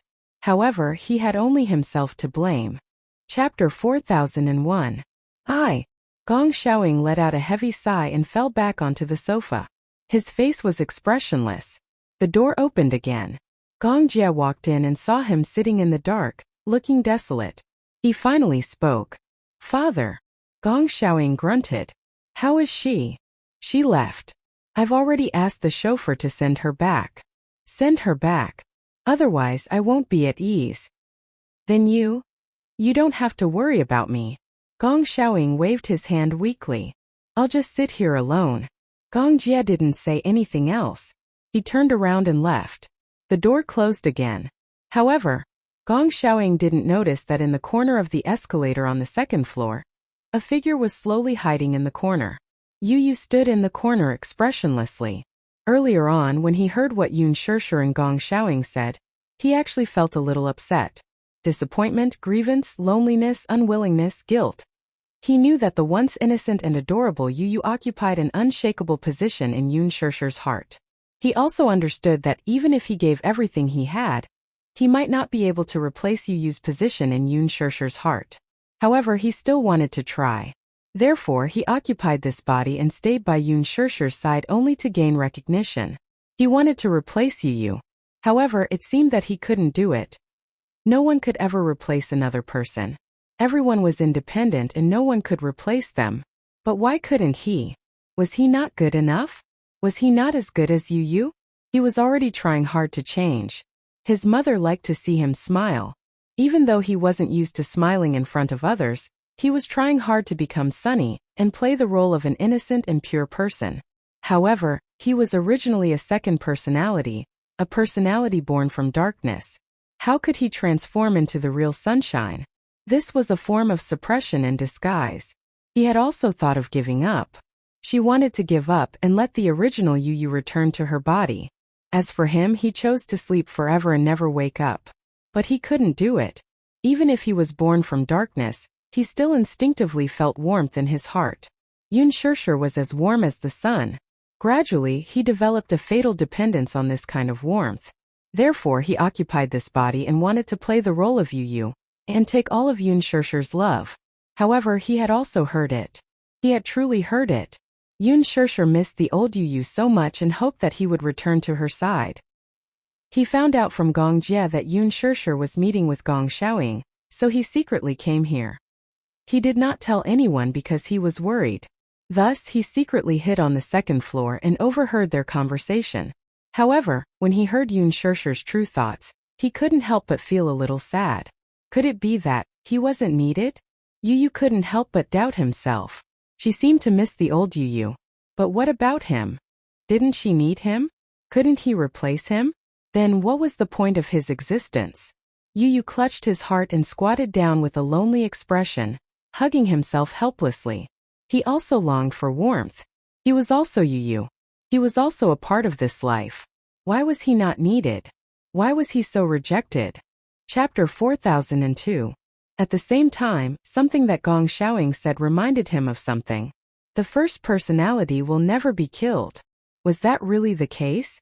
Yu pondered over this sentence and felt a tinge of fear in his heart. The first personality would never be killed, but the second personality would disappear forever. He was the second personality. He could be killed by the first personality, disappear from this world forever. Yu furrowed his brows. There was a look of hesitation and conflict on his exquisite and handsome face. It was as if he had finally made up his mind. The corners of his lips curled into a cold arc. When Gong Jie and Yun Shishir returned to the Mu residence, they didn't see Yu. They couldn't help but feel a little nervous. Xiaoyichen was taking an afternoon nap. Yun Shishir shook him awake and asked him where Yu had gone. Xiaoyichen said, "Isn't Yu at home?" The two of them looked at each other. Yun Shishir finally panicked. Why wasn't Yu at home? If he wasn't at home, where could he have gone? It had been more than a year since that incident. Yu had returned from Ashland Island. She still remembered that when he had just returned, he was extremely cold towards her and Muyaja. Yun Shishir's heart ached for him because he had lost all his memories. That was why he had become so cold. However, she cherished what she had lost even more now that she had regained it. She patiently accompanied him and cared for him. In the end, Yu gradually stopped being estranged from her, and was no longer so cold towards her. He gradually accepted both Muyaja and Xiaoyichen and was willing to accept this family. At first, she was still worried that Yu would leave her secretly one night. However, even though Yu wasn't as innocent and adorable as before, he had gradually opened up to her. He had also started to like sticking to her. Yu usually wouldn't run around. Something must have happened. He had started to dote on her and wouldn't let her worry. How could such a Yu suddenly disappear without a word? Just as Yun Shirshir was extremely worried, Yu obediently returned home half an hour later. Mommy! Yun Shirshir was about to call Muyaja and ask him to hurry home to find Yu. Just as she picked up her cell phone, the door opened. She and Gongjia turned their heads and stared at Yu as he slowly walked into the house. She was stunned for a moment, then immediately rushed over nervously and hugged him in her arms. Yu, where have you been? Yu couldn't help but yearn for her warm embrace. He hugged Yun Shirshir's shoulders and stroked her hair gently. I was bored at home, so I went out for a walk. His tone was extremely affectionate, but he sounded a little dazed as he spoke. He saw Yun Shirshir's nervousness, but he also felt a little lost. Was this worry real? Was this kind of warmth real? He was a little dazed. He didn't know if Yun Shirshir's worry was for him or for this body. The conversation she had with Gong Xiaoying earlier still rang in his ears. She had said that she was still waiting for Yu to return to her side. Yu, are you cold? Yun Shirshir's gentle voice interrupted his thoughts. It was snowing outside. Chapter 4003. Yun Shirshir's gentle voice interrupted his thoughts. It was snowing outside. She didn't know where he had gone or how far he had walked. Just thinking about it made her heart ache. Yun Shirshir touched his little hand. It was icy cold. Her heart ached as she held it and rubbed it for him. Mommy! Yu's lips curled into a smile as he turned to look at her. Yun Shirshir had never seen Yu smile so brightly and warmly. At least, she had never seen him smile so brightly since he had returned from Ashland Island. She caressed his cheek gently. What's the matter? Yu smiled and said, Mommy, if I had a wish list, would you fulfill all my wishes? Wish list? Yun Shirshir was a little surprised. You have a wish list? Yeah. Yu nodded and said, Yes, I have a lot of wishes. Mommy, are you willing to fulfill them? If Mommy can fulfill them, Mommy will definitely fulfill them. Yu's face broke into a rare smile. He pursed his lips and smiled shyly. However, he immediately regained his usual calm expression. Then you can't go back on your words. Yeah, when have I ever gone back on my words? Yun Shirshir said as she kissed his rosy cheeks. At night, Xiaoyichen walked into the room and saw Yu sitting on the bed. He was holding a notebook and scribbling with a fountain pen. Yu was used to using a fountain pen.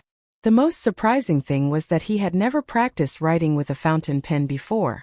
However, his handwriting with a fountain pen was especially delicate and beautiful.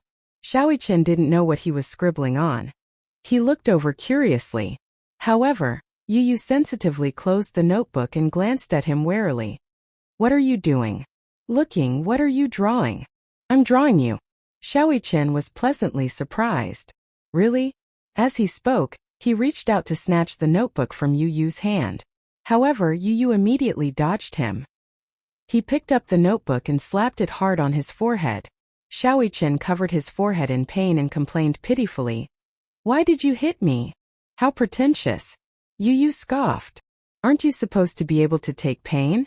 Why are you groaning in pain? Xiaoyichen was speechless. He crossed his arms angrily and asked angrily, You secretly drew me. Can't I see how you drew it? I didn't ask you to look, so don't look. As Yu spoke, she turned around and flipped open her notepad. She held a fountain pen and started scribbling. Seeing that Xiaoyichen really didn't want to show it to him, Xiaoyichen didn't want to be snubbed.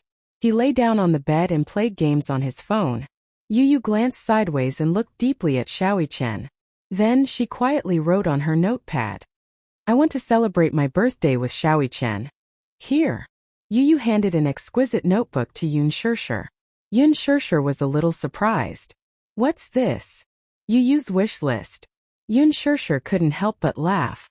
She originally thought that he was just joking about his wish list.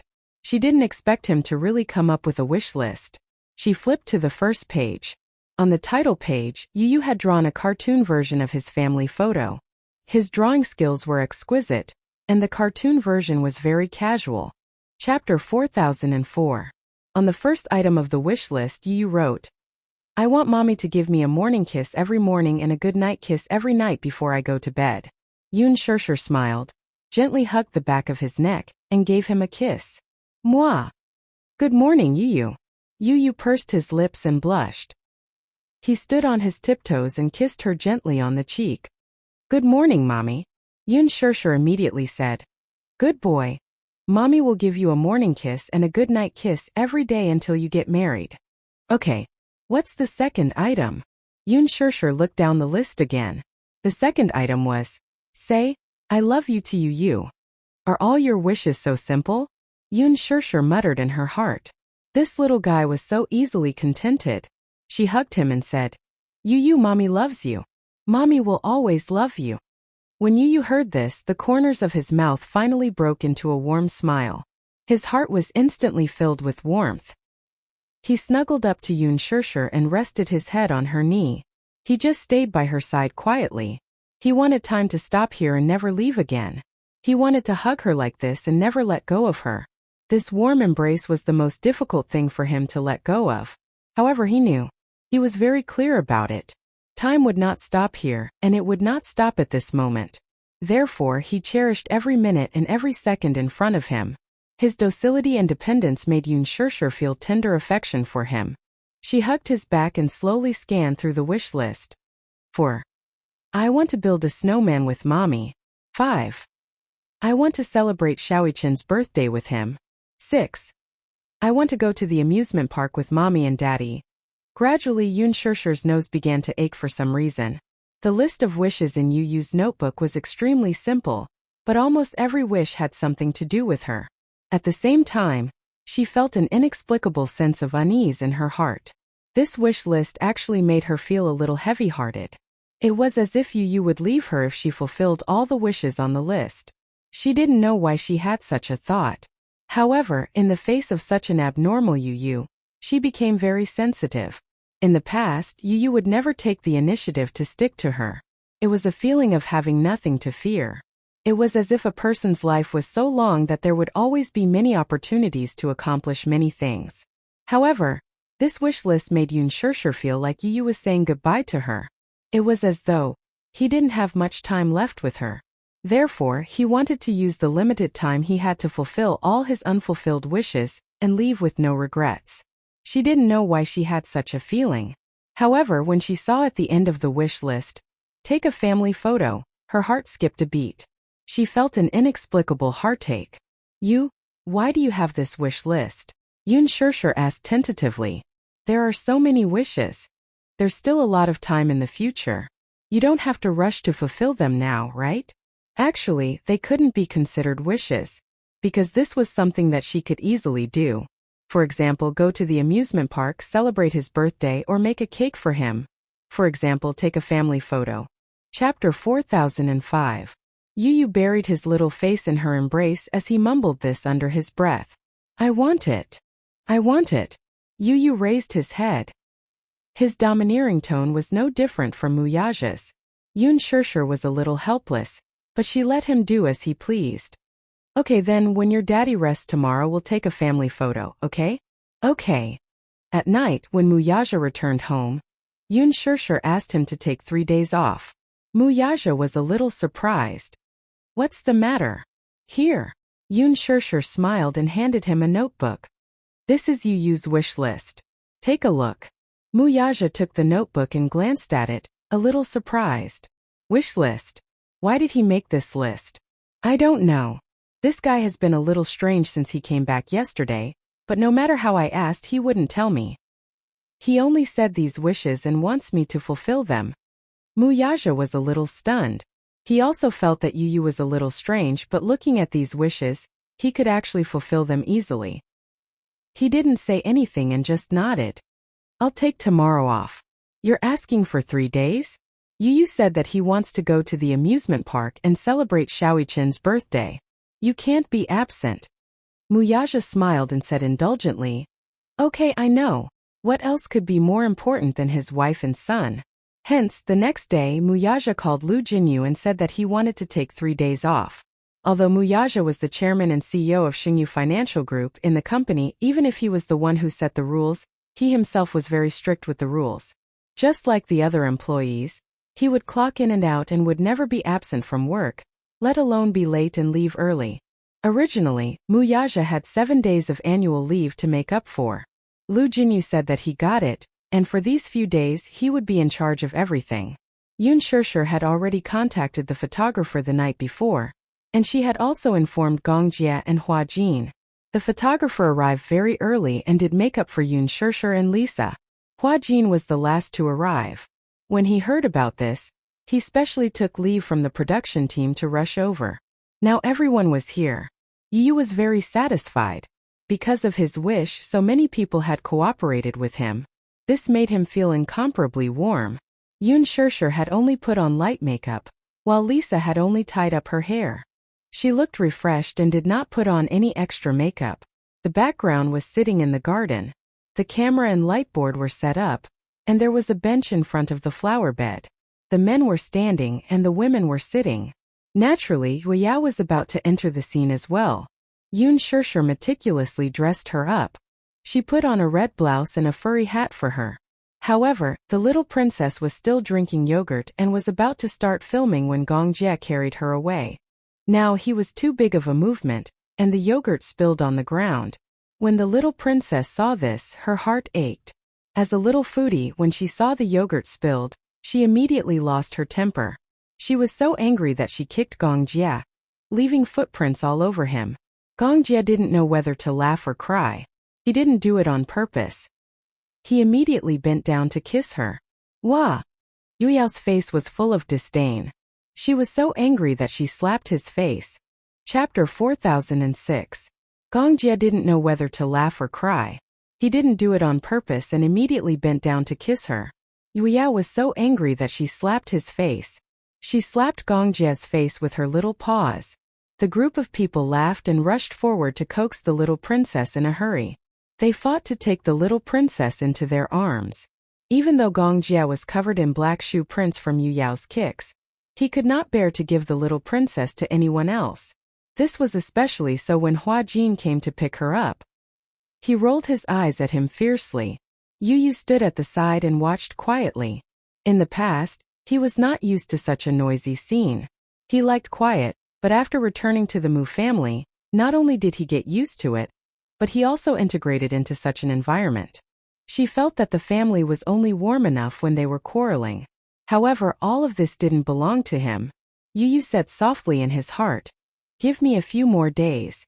Give me a few more days and I'll return everything that belongs to you." Yun Shishir took Yu Yao from Gong Jie's arms.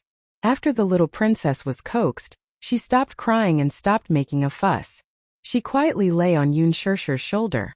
Her dark eyes were still filled with tears, and her eyelashes were wet. It made her look pitiful. Yu walked over and stood beside Yun Shishir. He looked up at Yu Yao and suddenly smiled and opened his arms. "Brother hug." Yu Yao blinked. At first, she was reluctant and shrunk her neck. Yu smiled and reached out his fingers to gently pinch her cheeks and ruffle her hair. It turned out that there was a telepathic connection between siblings. Yu Yao and Yu looked at each other for a long time. Suddenly, she stretched out her hands and opened her pink lips. "Big brother, carry me." When Yun Shishir heard this, she realized that Yu was standing behind her and had been staring at Yu Yao for a long time. She squatted down and Yu walked up to Yu Yao and hugged her. Soon Gong Jie also changed his clothes and went downstairs. Yun Shishir and Muyaja sat down. Yu hugged Yu Yao and sat next to Yun Shishir. Basically, family photos were taken every year.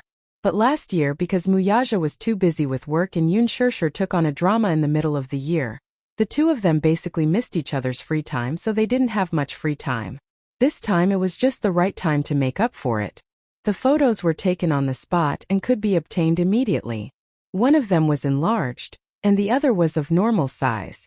They were placed in Yu's wish list. The so-called wish list was really simple and pure. For example, Yu wanted to celebrate Xiaoichen's birthday with him. At the birthday party, he wanted to eat a cake personally made by Yun Shishir. Yun Shishir was worried about this. Although she would occasionally cook and bake, she would only stick to small cakes. She still felt a little guilty about making a proper birthday cake. Hence, the night before the birthday party, at 1 o'clock in the morning, she was still in the kitchen making the cake base. She had failed a few times before. It was either too hard or not fully cooked. It was because the proportions were not right.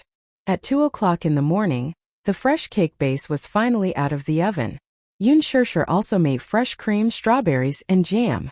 Chapter 4007. At 2 o'clock in the morning, the fresh cake was finally ready. Yoon Shirshir whipped fresh cream, strawberries, and jam. In the middle of the night, Yu woke up and vaguely heard movement from the kitchen. He walked to the kitchen door in confusion, only to see Yoon Shirshir using the back of a knife to smooth out the cream on the cake. He couldn't help but be mesmerized. Yoon Shirshir was also immersed in making the cake, so she didn't notice the person standing at the door. Yu couldn't bear to disturb her, so he just watched as she smoothed out the cream, whipped the flowers, and embedded the slices of strawberries into the cake. He was about to go back to his room when he heard a surprised voice behind him. Yu. He turned around in surprise, only to see Yoon Shirshir turn around and look in his direction. Knowing that she had been discovered, she stuck out her tongue in annoyance. It's so late, aren't you going to sleep? Yu said. I'm going to pee. Have you peed? Yu said. I forgot. Yoon Shirshir was speechless. She couldn't help but laugh. Pinching his face, she said, Hurry up and go pee. I want mommy to kiss me. Kiss me after you pee. Kiss me before I pee. Little Munchkin insisted and moved his face closer. She had no choice but to give him a peck on his rosy cheeks. Little Munchkin hurriedly moved the other side of his face closer. Full of anticipation, he hummed, Here. Okay, it has to be symmetrical, right? Yoon Shirshir kissed him on the other cheek. Yu also kissed her and turned to walk to the bathroom. Yoon Shirshir tilted her head and watched his back. She didn't know why, but Yu had been very intimate with her these few days. In the past, if she missed a goodnight kiss, he wouldn't deliberately go to her room to ask for one. Recently, Yu was indeed a little abnormal. However, this means that he has become more cheerful. Yoon Shirshir comforted herself. She carefully placed the cake into the freezer and went back to her room to rest. The next day, there weren't many people at the birthday party. Gong Jie did not come, and Hua Jin was filming on set. It was a simple birthday party, and there were only 6 of them. But this was Yu's request. Since it was just a birthday party, he didn't want to make it a big deal. He wanted to make up for it because he hadn't had a birthday party with Xiaoi Qin yet. They were twins born on the same day, but they didn't have the chance to celebrate their birthdays together, so they wanted to make up for it. When Yoon Shirshir pushed out the birthday cake that she had stayed up all night to make, Xiaoi Qin was pleasantly surprised.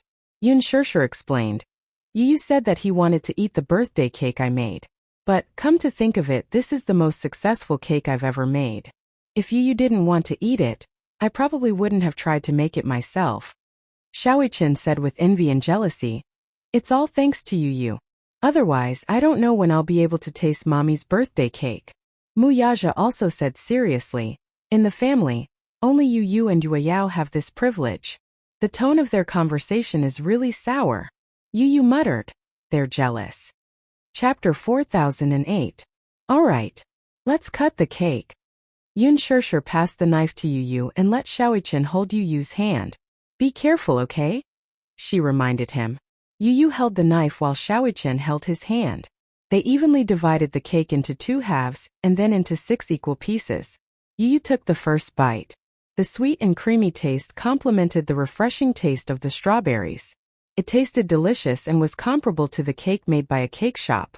Although it did not have the skills of a top-notch cake maker, the fact that it was personally made by Yoon Shirshir gave the birthday cake a special meaning. At night, Yu held on to his wish list and removed one of the items.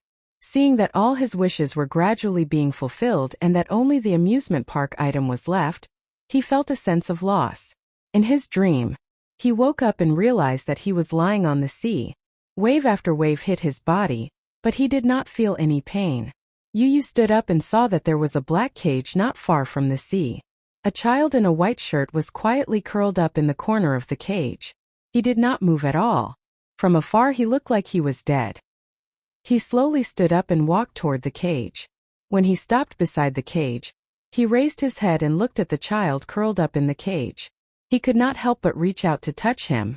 However, just as his fingertips were about to touch the child's exposed and empty arm, he retracted his hand. Yu Yu pursed his lips and grabbed the edge of the cage expressionlessly. He exerted a little force and the cage instantly collapsed into ruins. This cage was the cage that imprisoned his first personality in his subconscious space. He was the only one who had the ability to open the cage. Now he had broken the cage. In the ruins, the child in the white shirt gradually opened his eyes. He looked like he had been in a deep sleep for a long time. The blood in his body was frozen, and he did not stand up for a long time. He was cold. He had been asleep for too long. Because his second personality had been suppressed, he had been imprisoned for a long time. After sleeping for so long, her consciousness would gradually weaken. Even though she would never disappear, she would never be able to replace her second personality. Yu Yu looked at the child in the cage and said calmly, "Are you awake?" The child in the cage opened his eyes. When he saw Yu Yu standing in front of him, he narrowed his eyes in shock. "It's you. It's me." Yu Yu coldly raised his eyes to meet his father's slightly dazed eyes. I tried my best. But," he took a deep breath. "In the end, I can't replace you." In the endless black sea, the two Yu Yu stared at each other. In this quiet space of consciousness, they met again. It was like a confrontation between an angel and a demon king. "Why are you here?" Yu Yu, who was wearing a white shirt, sat up in the cage. His gaze toward him was inexplicably wary. "What do you want?" Yu Yu curled his lips coldly and suddenly leaned over. He placed his arms on the side of his shoulders and looked down at him, examining him without restraint. The white shirt Yu Yu was a little surprised by his actions. He froze and looked at him blankly. "What do you want?" Chapter 4009. He had been in a deep sleep for too long. Being trapped in such a space of consciousness and losing his own consciousness was no different from being dead. But now, his second personality had awakened. Yu Yu stared at his face. "Don't you think it's unfair? Why is it that you are the first personality, and I am the second personality that was born? You're the one who gave birth to me. Now I'm the one who's not needed. Why?" Yu Yu's handsome brows gradually formed a layer of hostility, like a dark cloud hanging over his head. "It's not fair." Yu Yu, who was dressed in a white shirt, smiled lightly and said nonchalantly, "There's no such thing as absolute fairness in this world. In the past, I've always thought that I'm the real first personality. So, I used all means and means to replace you. If the two personalities were labeled by color, one was white and the other was black. That time Alice hypnotized Yu Yu. The second personality took over, and the black version of him awakened from his ideology. He had always thought that he was the real first personality and that he had the absolute control. So, he wanted to destroy the other personality and return to the dominant position. But that time he realized he couldn't destroy the other Yu Yu. He didn't know why, and he didn't know that the personality that couldn't be destroyed was the first personality. He still thought that he was the first personality and that this body originally belonged to him. He should take it back. Until he heard the conversation between Gong Xiaoying and Yun Shishir, he realized that the first personality could never be destroyed. It would only be sealed. Then he confirmed that this body didn't belong to him. The Mu family wasn't his home either.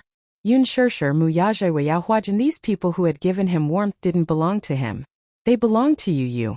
The reason why he received this warmth was because they treated him as Yu Yu as a substitute. He was an unwanted substitute.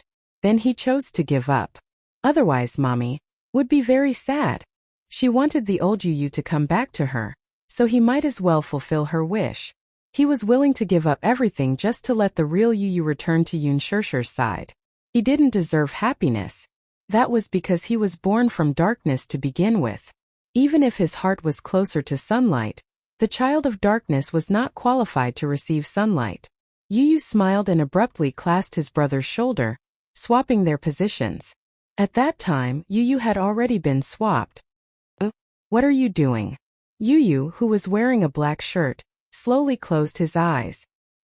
He gripped his brother's wrist tightly and let his hand to the handle. Then, he clasped his brother's hand and strangled his own throat. Yu Yu, who was in a white shirt, looked shocked. "Don't you want to go back to Mommy?" Yu Yu smiled coldly and tightened his grip on his wrist. Kill me, then you can go back to her. Yu Yu, who was in a white shirt, was stunned. The two of them were in a stalemate, maintaining this position. I'm only giving you one chance now. Chapter 40:10. Before I regret it, Yu Yu whispered into his ear. His low voice was even more depressing than the dark sea. Kill me. Why? Don't you want to kill me? He found it strange. If it were him, he would not hesitate to completely wipe out the second personality so that it would no longer threaten his position. Why was he hesitating? He even asked him why. Ha! Yu Yu's lips curved into a smile. His calm expression, coupled with his white shirt, was as bright and dazzling as the morning sun. Do you know?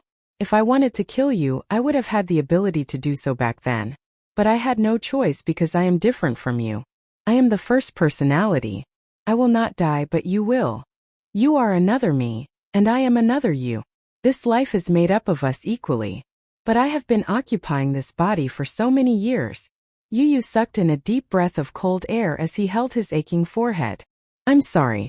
All these years I've taken Mommy's love for granted. I've taken all their love for granted, leaving you with nothing but hatred and killing. When he was young, those dark memories eventually formed the second personality.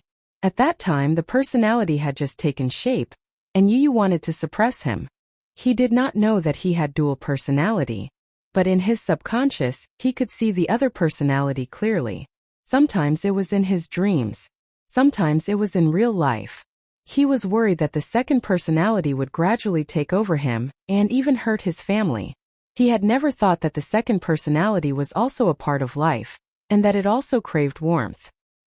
He had always defined this personality as evil and had been suppressing it.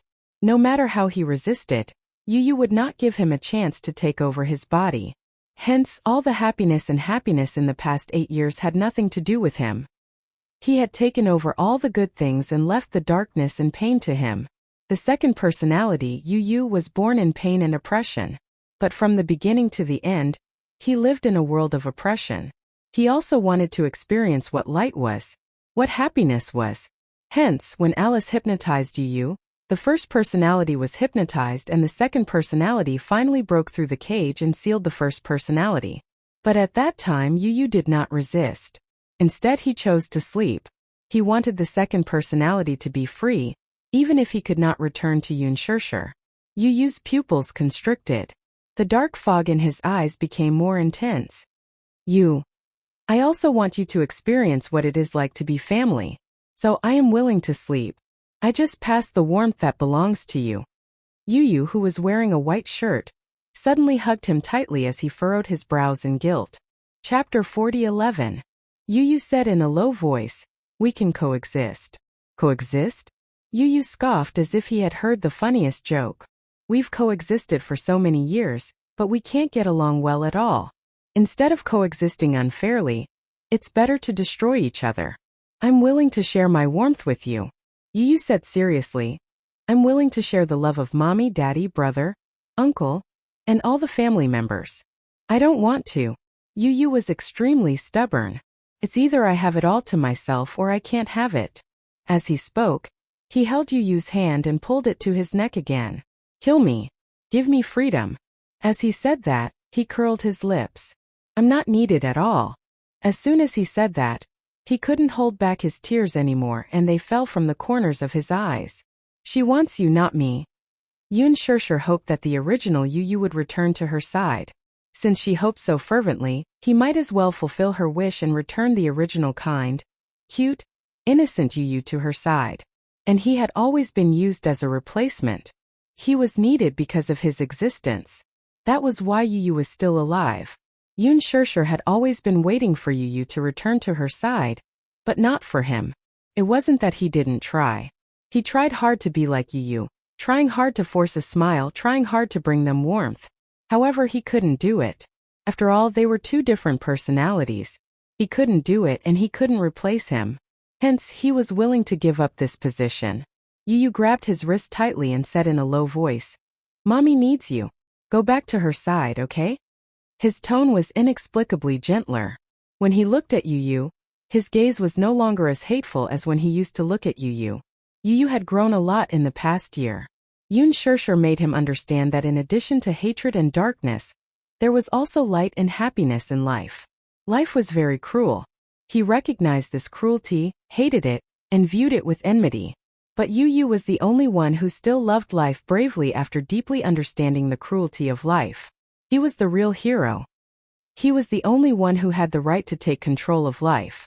I'm not Yu Yu, I'm Gong Fan. Gong Fan smiled. The real Yu Yu is you. Kill me. He held his hand tightly, giving him strength. His dark and turbid eyes instantly became clear.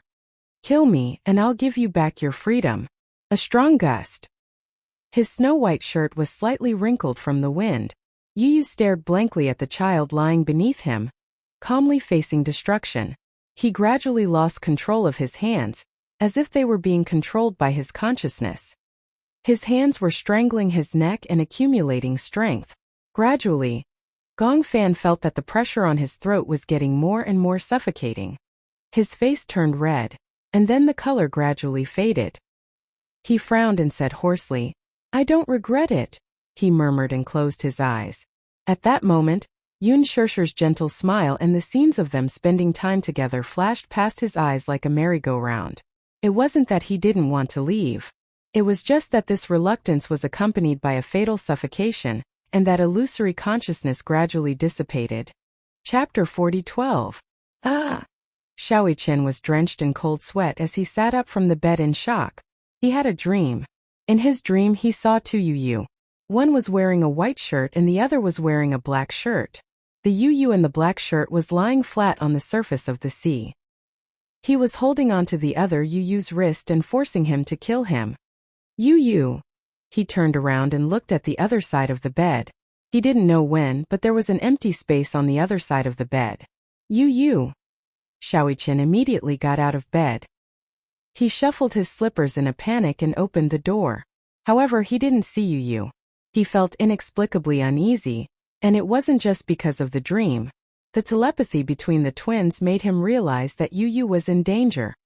Yu Yu! Xiaoi Chen walked to the balcony. Through the floor-to-ceiling window, he saw a lonely figure sitting on a swing by the flower bed in the back garden. Yu Yu sat on the swing with his head lowered. The morning sun shone on his body, giving him a golden glow. Xiaoi Chen heaved a sigh of relief. He opened the door and walked into the back garden.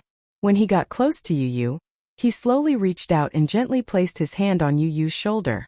Yu Yu! Yu Yu lowered his head. He didn't respond. Xiaoi Chen couldn't help but feel a little worried. You slept so late last night. Why are you up so early? Xiaoi Chen didn't mention his dream. He thought that Yu Yu was too sensitive. It was just a nightmare. How could he make so many connections? Yu Yu finally raised his head and opened his eyes. He looked at Yu Yu with his clear eyes. His gaze was as clear as spring water, without a trace of impurity. He couldn't help but be stunned. His pupils contracted violently. Brother.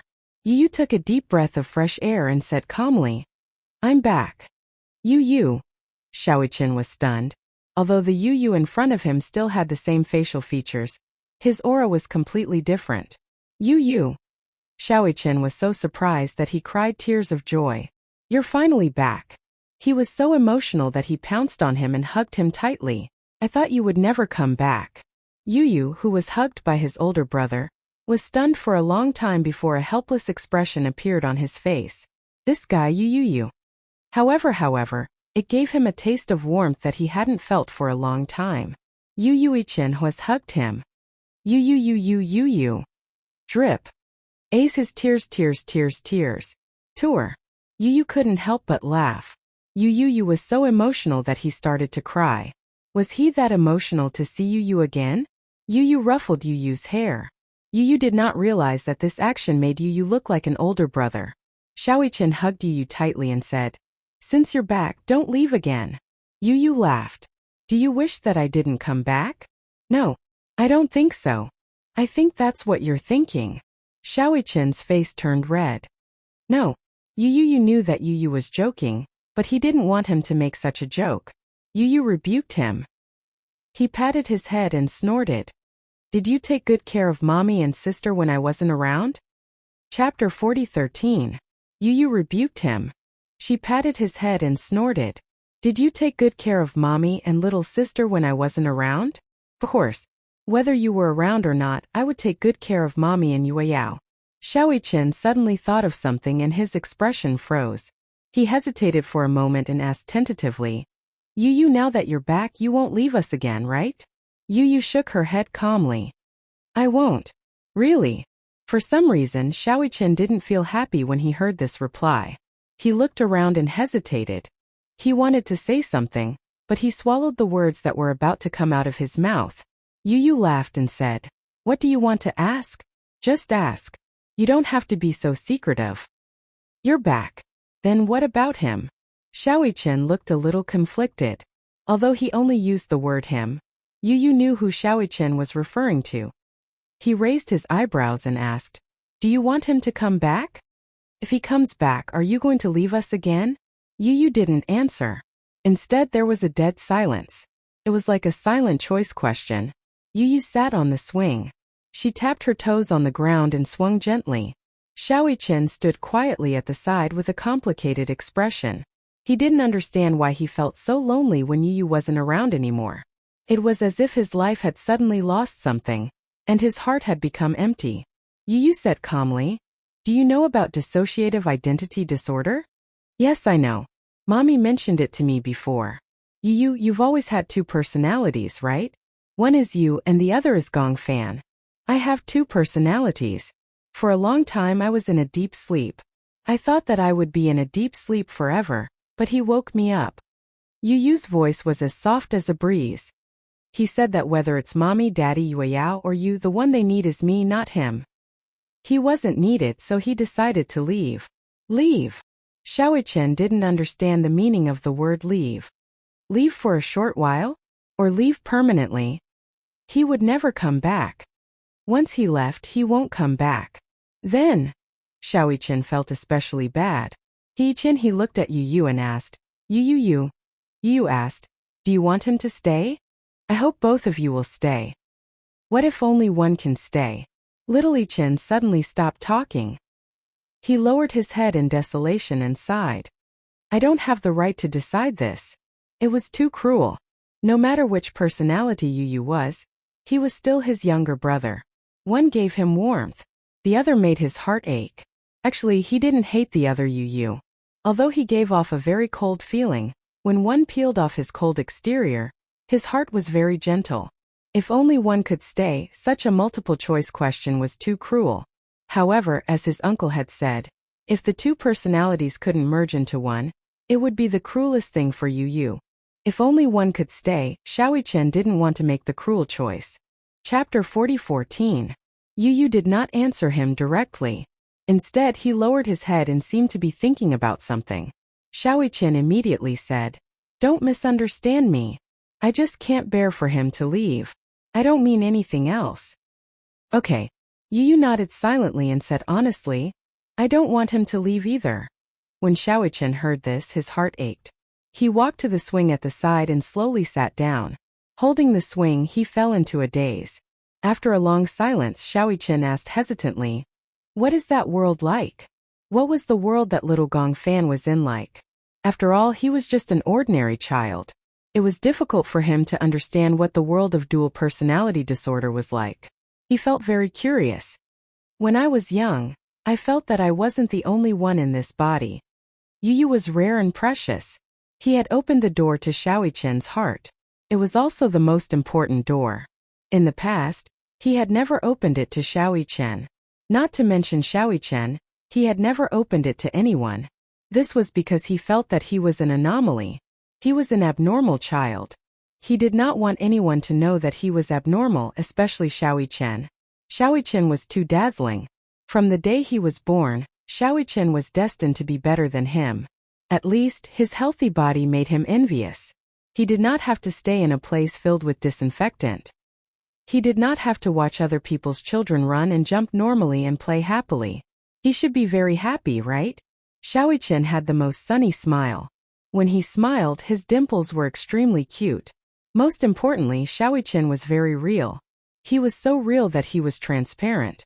At least when he smiled, he was really smiling because he was happy and not because he was forcing it. At the most innocent age of children, Yu already understood when to laugh and when to cry. Sometimes, even when he was in a bad mood, he had to force a smile. Especially when he watched Yuna and Li Qin bully him. He felt so wronged, but in order not to let his mother worry, he forced a smile and said that it did not hurt, that he was not afraid, and that it was fine. He did not know when it started, but another Yu lived in his body. Yu had always thought that this Yu was an invader. Hence he had been suppressing him. He had never been to his world because he had never known that Yu had another world. The feeling of having two personalities living in the same body was very strange. Our memories are interconnected. When he was in this body, I didn't know anything. And when I was in this body to be Yu, he didn't know anything. So, Yu uses lips suddenly too. Therefore, I only found out later that he threw Yuna and Li Qin into the sea. I don't know everything. I just have a vague feeling that it must have something to do with him. Xiaoyichen was stunned. He doesn't know what's wrong and what's right. He only knows that if he doesn't like something, he will kill it. If he likes something, he will protect it with all his heart. Yu's lips curved slightly and he suddenly smiled. But there's one thing that's the same between us. He also loves mommy deeply. Chapter 40:15. When I was 6 years old, I had my first interaction with him. Interaction? Yu nodded. It's not the kind of face-to-face interaction that you think it is. It's a very vague type of mental communication. What was it like? When I was asleep, I would dream of him and see the world that he was in. Actually, the world that he was in was the same as mine. He lived in the same house and had the exact same furnishings as my house. However, I don't know why, but it was always dark outside the window and the clouds were dense. I never saw the sun in his world. Yu paused for a moment and suddenly became serious. From then on, I started to suspect that I had a second personality. I read some relevant information. Xiaoyichen furrowed his brows. I noticed that you were very different. In front of mommy, you were always innocent and cute. However, in front of me, daddy, and Li Hanlin, you were completely different. Was that also you? Yu closed his eyes and answered honestly, that wasn't me. Xiaoyichen suddenly muttered. Then you were always cold in front of me. That wasn't you too? Sometimes it was me. Were you the one who said that to me? Sometimes it was me. Sometimes it wasn't. That means... Xiaoyichen clutched his chest and suddenly felt a pang in his heart. Regardless of whether it was Yu's first personality or Yu's second personality, in any case. Did they all despise him? His heart ached. Yu laughed and patted his head. Because when I met you, I couldn't control him anymore. In fact, I felt that he was a very talented personality. Why do you say that? In the business world, he was definitely a genius. Back then, those toy designs were indeed drawn by me. It was just purely out of interest. However, one time he ran out and looked at my designs. Then, he handed them over to a company. Even I didn't know about this. I think he would have come out a long time ago, but I can't interfere with his memory, so I don't know his memories when he was in this body, so I thought he didn't come out. Little Li Chen was stunned to hear that. In other words, he doesn't know what you did and what happened when you were in this body, right? Yes. Then you don't know what happened to him as this body. I don't know.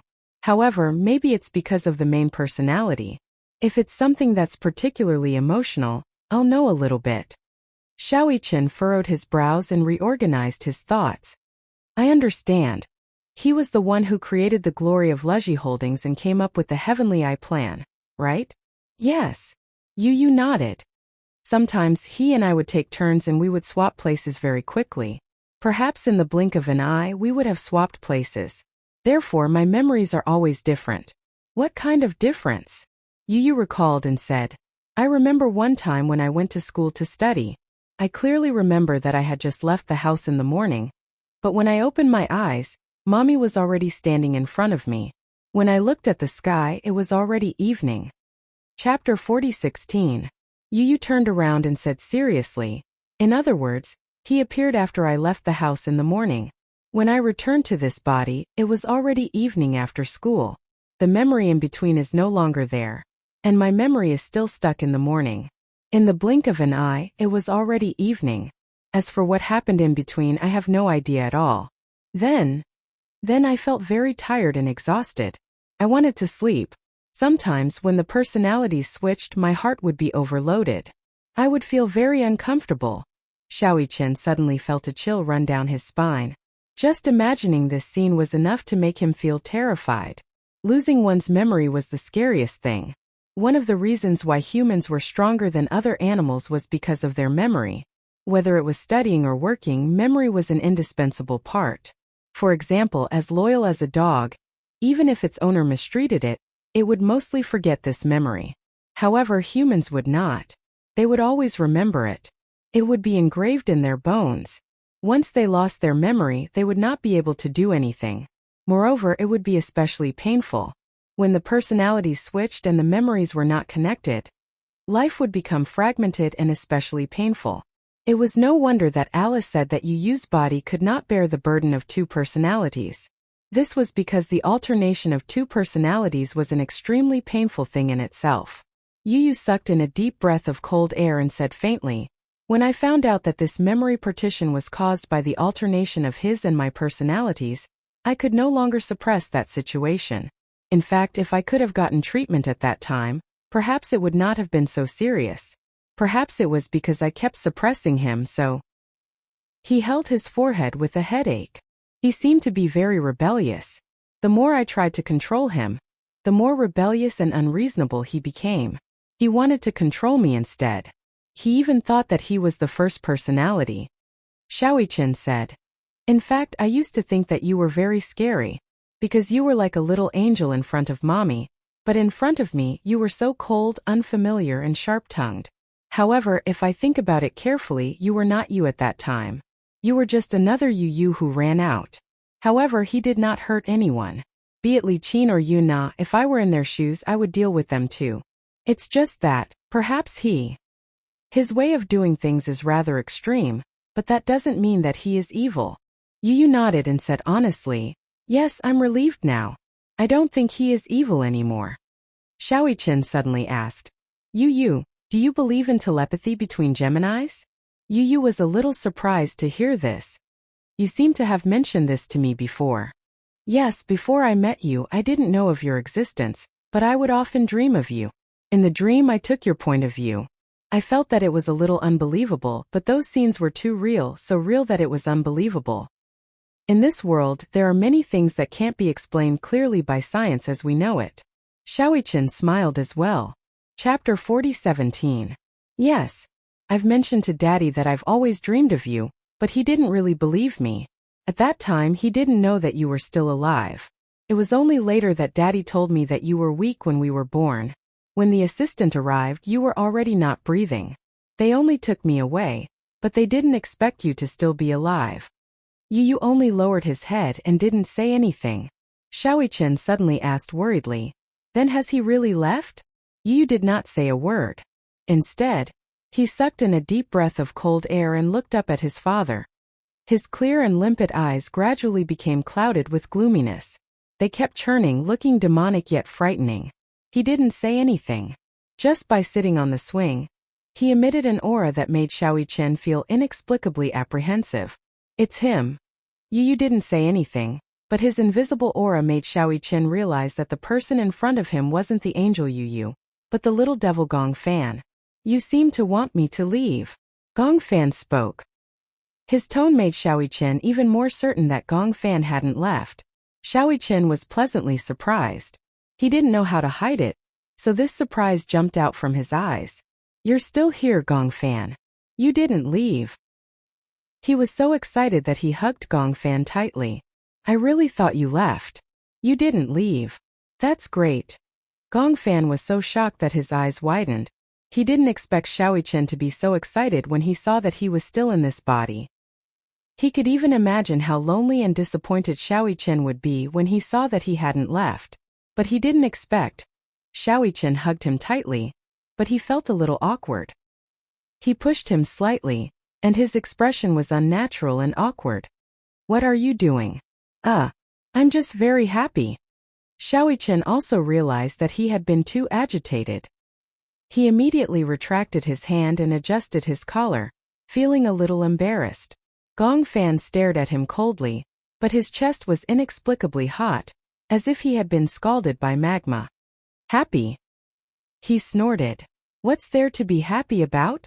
Don't you feel unhappy that I didn't leave and took over this body? Xiaoqian laughed. Why would I? No matter if it's you or him, you're both my younger brothers. I like both of you and I can't bear to let either of you go. You and him are the same. Gong Fan's eyelashes suddenly flickered, but he did not say anything. He turned his face away and heard Xiaoqian say in surprise, but it was you just now. Why is it suddenly you? He's tired. At the mention of you, Gong Fan's eyes softened and were no longer filled with hostility. Tired? Yes. Gong Fan said calmly, he has been sleeping for too long and hasn't gotten used to this body yet, so he did not know how to explain this process. Xiaoqian seemed to have sorted out his thoughts.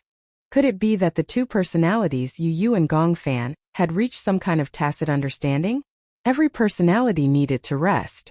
Then when this personality was resting, the other personality would come out and take over this body as Yun Tian Yu.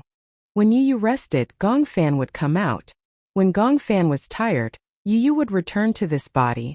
Chapter 40:18. If Yu rested, then Gong Fan would come out. If Gong Fan was tired, then Yu would return to this body? That should be the way to interpret it. Xiaoqian did not probe further. It seemed that Gong Fan was in a bad state. He leaned against the swing, lowered his head and said to Xiaoqian, "Let me be alone for a while." Although Xiaoqian was a little worried, he knew that since Yu had appeared, it seemed that the two personalities had reached a consensus. That was good too. Since he had woken up from a nightmare, he was a little sleepy, so he went back to his room to rest. When he woke up in the afternoon, he changed into his home clothes and went to the living room. However, he saw Yun Shishir standing in the living room in a daze, staring at the tightly shut door of the dining room. She was also in a daze. At the same time, there was a strange expression on her face. Her eyes flickered as if some emotions were brewing. Xiaoqian walked to her side and gently tugged at her sleeve. He asked softly, "Mommy, what's wrong?" Yun Shishir finally reacted. She lowered her head and looked at Xiaoqian. After a while, she regained her senses. Who's in the kitchen? I don't know either. Little Ichan thought about it for a while and then asked tentatively, "Don't tell me it's you. You?" Yun Shishir furrowed her brows, her eyes throbbing a little more. Why is he in the kitchen? In fact, Yun Shishir knew very well that Gong Fan's personality. Yu knew nothing about cooking. He did not even know how to peel potatoes, let alone how to cook. However, there was indeed someone in the kitchen. If it was Yu, then it meant that he was back. However, when Yun Shishir realized that Yu was in the kitchen, she had already been in a daze for more than 10 minutes. She knew that Yu was in there, but she did not dare to confirm it. What if she was a nanny? Sometimes Muyaja would order the nanny to cook for them, but it was not every day. She was worried that the housekeeper would be the one cooking and not Yu. That kind of disappointment was something she didn't dare to bear. She couldn't bear it. Xiaoqian walked to the kitchen door and pushed it open. As expected, Yu was standing in front of the oven with gloves on. She carefully took out the handcuffed Orlin's wings. At that time, Yu had grown a lot taller and no longer needed to step on a small stool to cook. Yu put the tray aside and looked in the direction of the door. When she saw Xiaoqian, she smiled gently and said, "You're finally up?" Yu. Just as Xiaoqian said those two words, she heard hurried footsteps behind her. Yun Shishir felt her mind go blank. She walked to the door and saw Yu standing in front of the oven with gloves on. At that moment, tears welled up in her eyes. "You!" When Yu saw Yun Shishir, he calmly took off his gloves and turned around. His face was full of tenderness. "Mommy, it's time to eat. Mommy." His tone alone made her feel a sense of warmth that she had not felt in a long time. It was him. It must be him. He, that little angel, the first ray of sunshine in her life, had finally returned to her side. Yu. Yun Shishir pounced on Yu and pulled him into her embrace, hugging him tightly. Chapter 40:19. It's you. She widened her eyes, wanting to see the child in front of her more clearly. She hurriedly wiped the corners of her eyes and forced her tears back. However, She couldn't swallow the sobs in her voice. She hugged Yu so tightly as if she was afraid that the next second, he would turn into a wisp of smoke and disappear from her sight. When Yu heard this, he sighed helplessly and gently stroked her silky hair. Mommy is still such a crybaby. Yu, is it really you?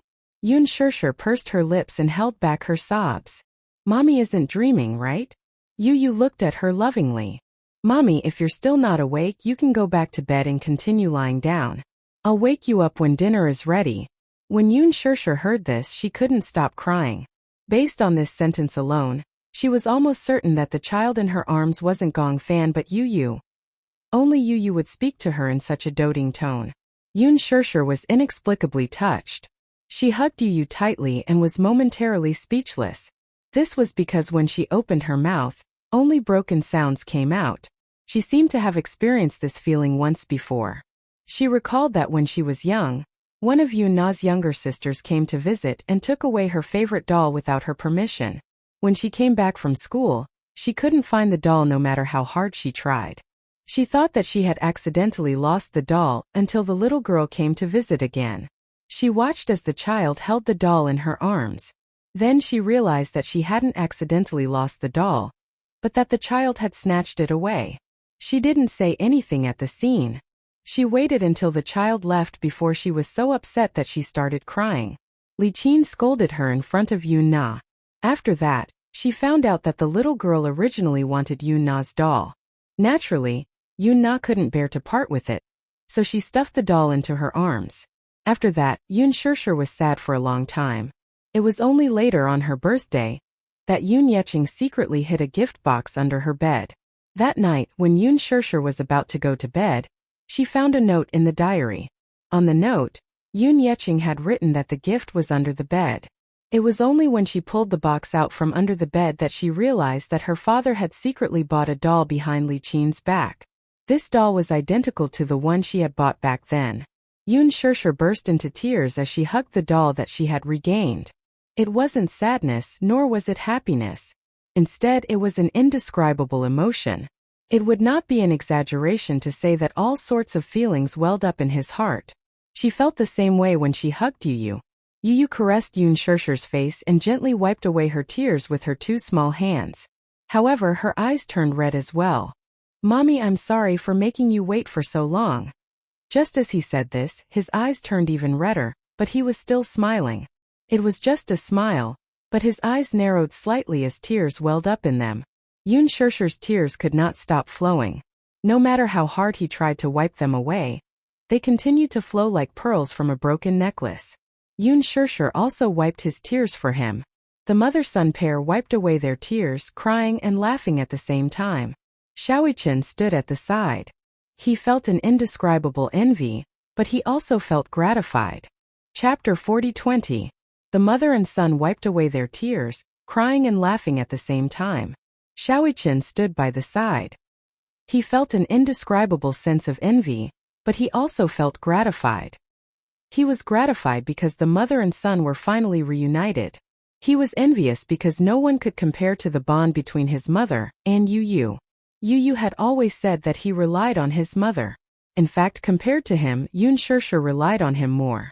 She was the one who brought him into this world, but he was the one who saved her. No matter what, he could not compare to Yu's position in Yoon Shirshir's heart. He knew very well that Yu meant a lot to his mother. Similarly, his mother meant a lot to Yu. However, he did not feel jealous. Xiaoyichen did not disturb them. Instead, he quietly left the dining room and left the door ajar to give them more space. The most touching thing was a reunion after a long separation. Although the two of them could not say much, just hugging like this was more than 1,000 words. The door was left ajar. After Xiaoyichen left, Yu finally spoke. Mommy, don't cry. If you cry, I will feel sad. His heart felt like it was being cut by a knife. Yoon Shirshir pouted and complained to him coquettishly. Mommy thought that I would never see you again.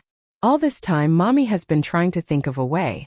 They all said that you have dissociative identity disorder, and that your first personality was killed. Mommy didn't believe it. As she spoke, she choked on her sobs and could not continue speaking. Yu's heart ached even more. Back then, when he had chosen to hibernate, he had hesitated. He could not let go of his mother. However, he knew that he could no longer control his second personality. He also felt tired. Hence, for a moment he had a selfish thought.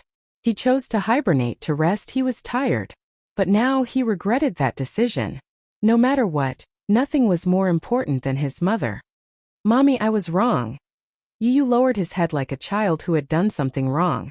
He was sad and disappointed. "I've made you worry." Yoon Shirshir just hugged him without saying anything. It wasn't that she didn't want to speak, but she couldn't. Ever since she found out that Yu's personality had been killed, she had not been able to sleep properly for a long time. She had never understood what dual personality disorder was. Was it an illness or something else? Therefore, she and Muyaja seriously flipped through the relevant information. Only then did she understand what dual personality disorder was. There were only about 1,000 cases of dual personality disorder in the world. Yu was one of them. Furthermore, other than dual personality disorder, there was also multiple personality disorder. Multiple personality disorder, as the name suggested, was to split into many different personalities. Other than the main personality, some of the personalities could be a young girl, some could be a knowledgeable professor, and some could be an old man who had experienced the vicissitudes of life. Between so many personalities, their memories were not interconnected. The personalities were independent and did not interfere with each other. There was even a record of 24 personalities. Yu only had 2 personalities, but generally speaking, dual personalities were independent of each other and didn't know of each other's existence. However, Yu vaguely knew. Yoon Shirshir remembered that a professor had analyzed that perhaps Yu's sixth sense was especially sensitive. Before this, Yu's main personality had vaguely sensed the existence of another him. Chapter 40-21.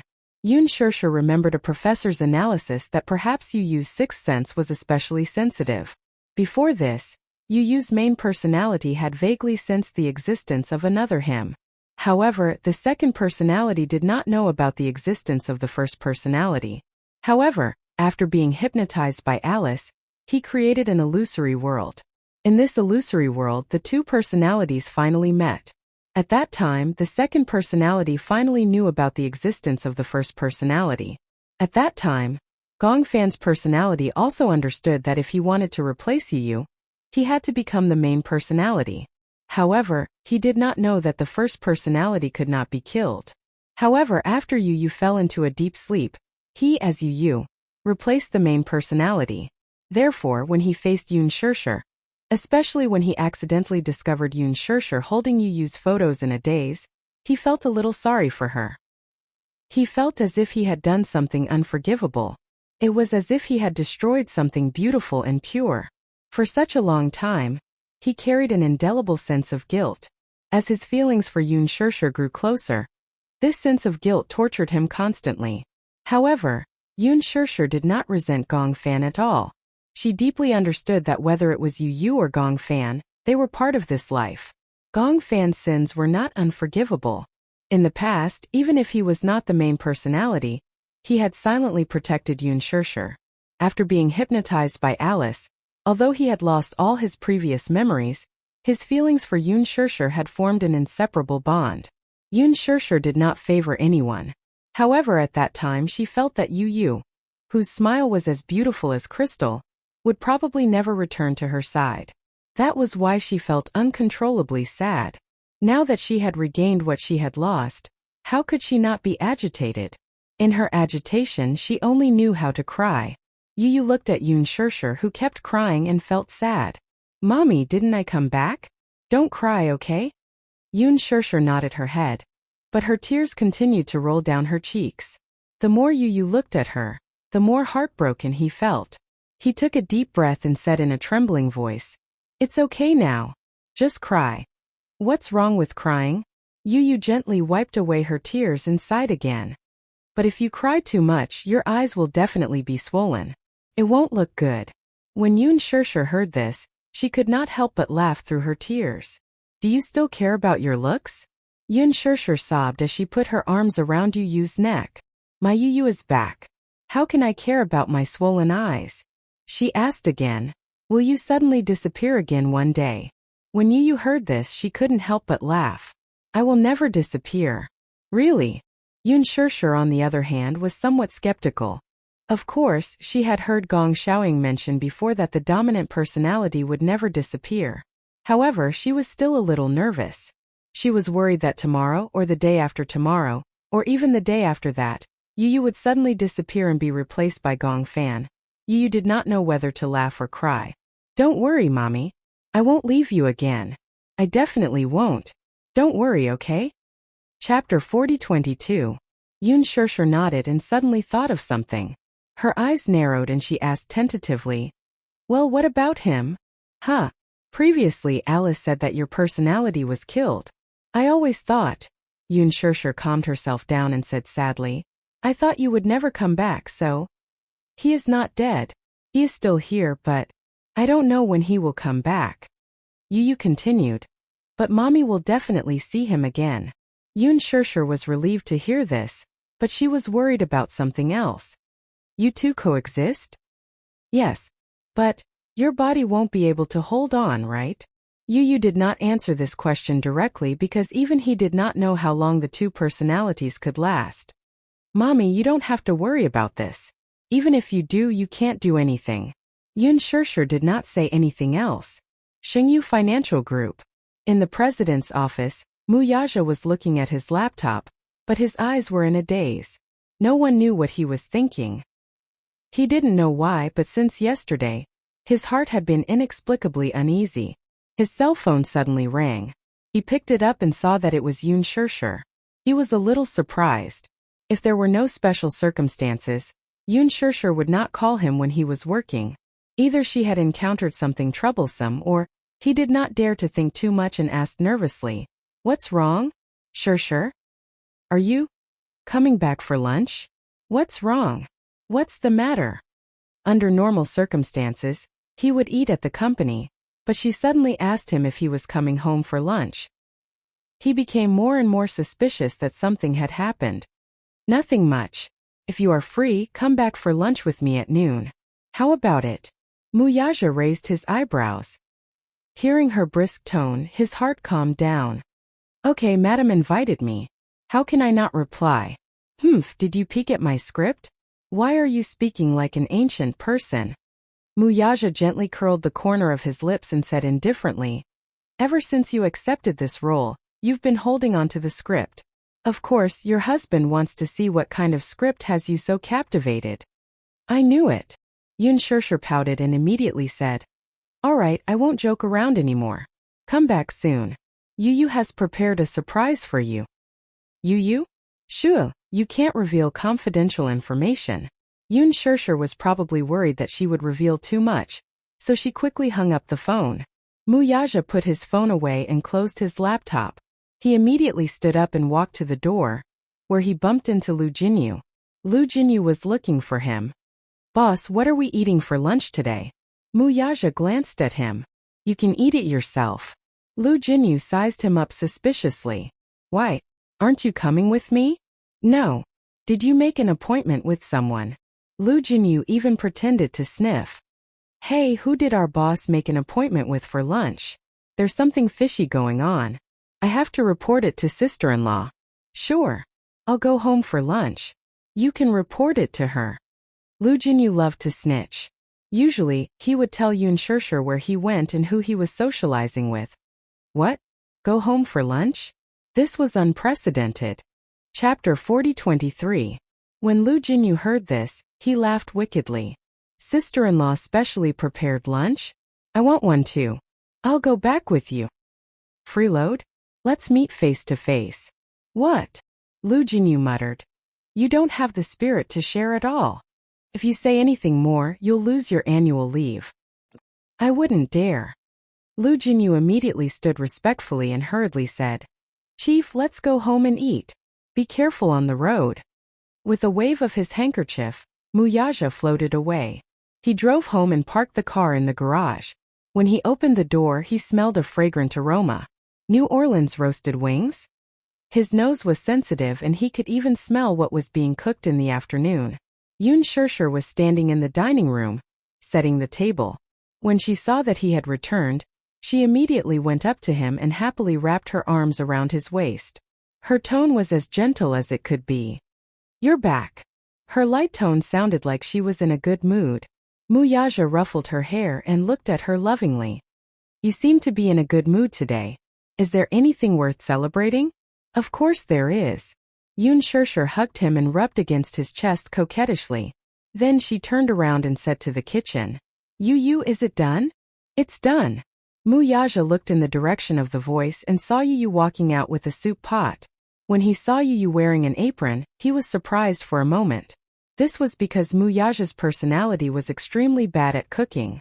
He also didn't know how to do housework. However, he had inherited Muyaja's outstanding talent in military and business matters. Usually, when Xingyu encountered any difficult cases, he would be able to give advice and suggestions. However, when it came to housework, he was completely clueless. Only Yu's personality was good at doing housework. Muyaja looked suspiciously at Yun Shirshir, and then at Yu. Yu carried the soup pot to the table, and then looked up at Muyaja with a gentle smile. "Daddy, let's eat." "Oh?" Muyaja became even more bewildered. His eyes widened in disbelief. "How can you cook?" He then looked at Yun Shirshir, only to see that Yun Shirshir was deliberately keeping him in suspense, but she didn't say anything. When Yu heard this, she couldn't help but laugh. "Mommy, didn't you tell Daddy about this?" "No, you can tell him yourself." As she said this, Yun Shirshir sat down at the table and looked at the table full of dishes that Yu had prepared. She was drooling. Yu frowned helplessly and looked at Muyaja. She cleared her throat awkwardly and said proudly, "What's the matter? Daddy doesn't seem to welcome me back?" If Muyaja still didn't understand what was going on, then he wouldn't be Muyaja. "It's you?" Muyaja was extremely surprised. "You're back."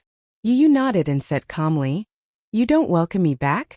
Why are you acting so indifferent?" Muyaja didn't know why, but his body stiffened. He couldn't believe it, and he was so agitated that his whole body started to tremble. "Come here." He bent down slightly until they were eye level. Then he gently opened his arms and said, "Come here." Yu pursed her lips and walked towards him. When she was in front of him, she put her hands behind her back bashfully and her cheeks were strangely red. Chapter 40-24. Muyaja finally recognized him. The person standing in front of him wasn't Gong Fan but Yu. That innocent, pure, adorable and kind Yu. That considerate and gentle Yu. Muyaja felt as if he was about to suffocate. He was choking and choking. "Yu." He called out his name but his voice was hoarse. Even though he hadn't seen him for so long, he didn't find him unfamiliar at all. It was as if the scene of Yu standing in front of him was still yesterday. "Daddy?" He sucked in a breath of cold air, opened his bright eyes again and opened his trembling arms. Muyaja saw that his fingertips were trembling nervously. His heart ached even more as he looked at him. He went forward slightly and hugged him tightly. "You're back." He sighed emotionally with a bitter expression. Yu was touched when he heard this. While he was unconscious, tears flowed out of his eyes uncontrollably.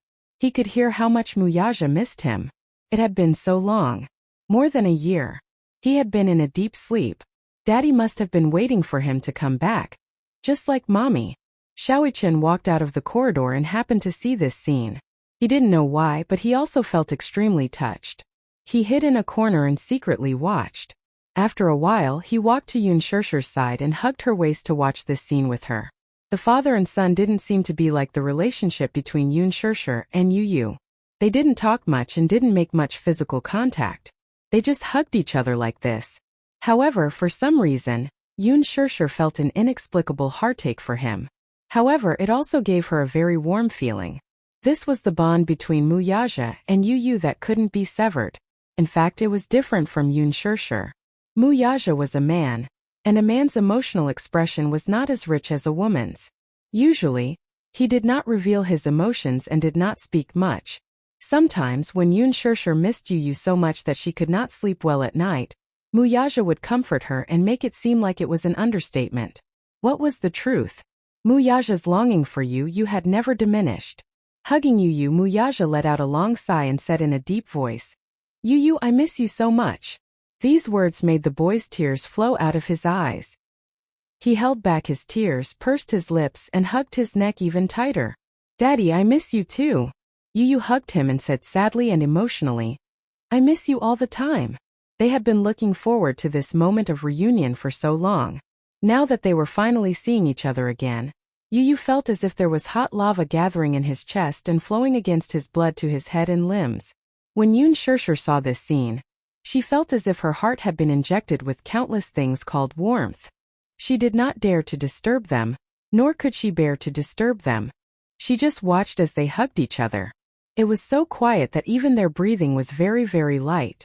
When Muyaja sat at the dining table with Yu in his arms and looked at the sumptuous spread on the table, he felt very emotional. "It seems like it's been a long time since I've eaten Yu's cooking." When he said this, Yu found it strange and asked, "He doesn't know how to cook?" They knew very well who Yu was referring to. Chapter 40-25. Little Ichin immediately replied, "No, I don't. He doesn't know how to cook or do any housework." He paused for a moment before he added, "But he's much smarter than Yu." Also, when Yu heard this, he lifted his eyes and looked at Xiaoichen with a kind expression.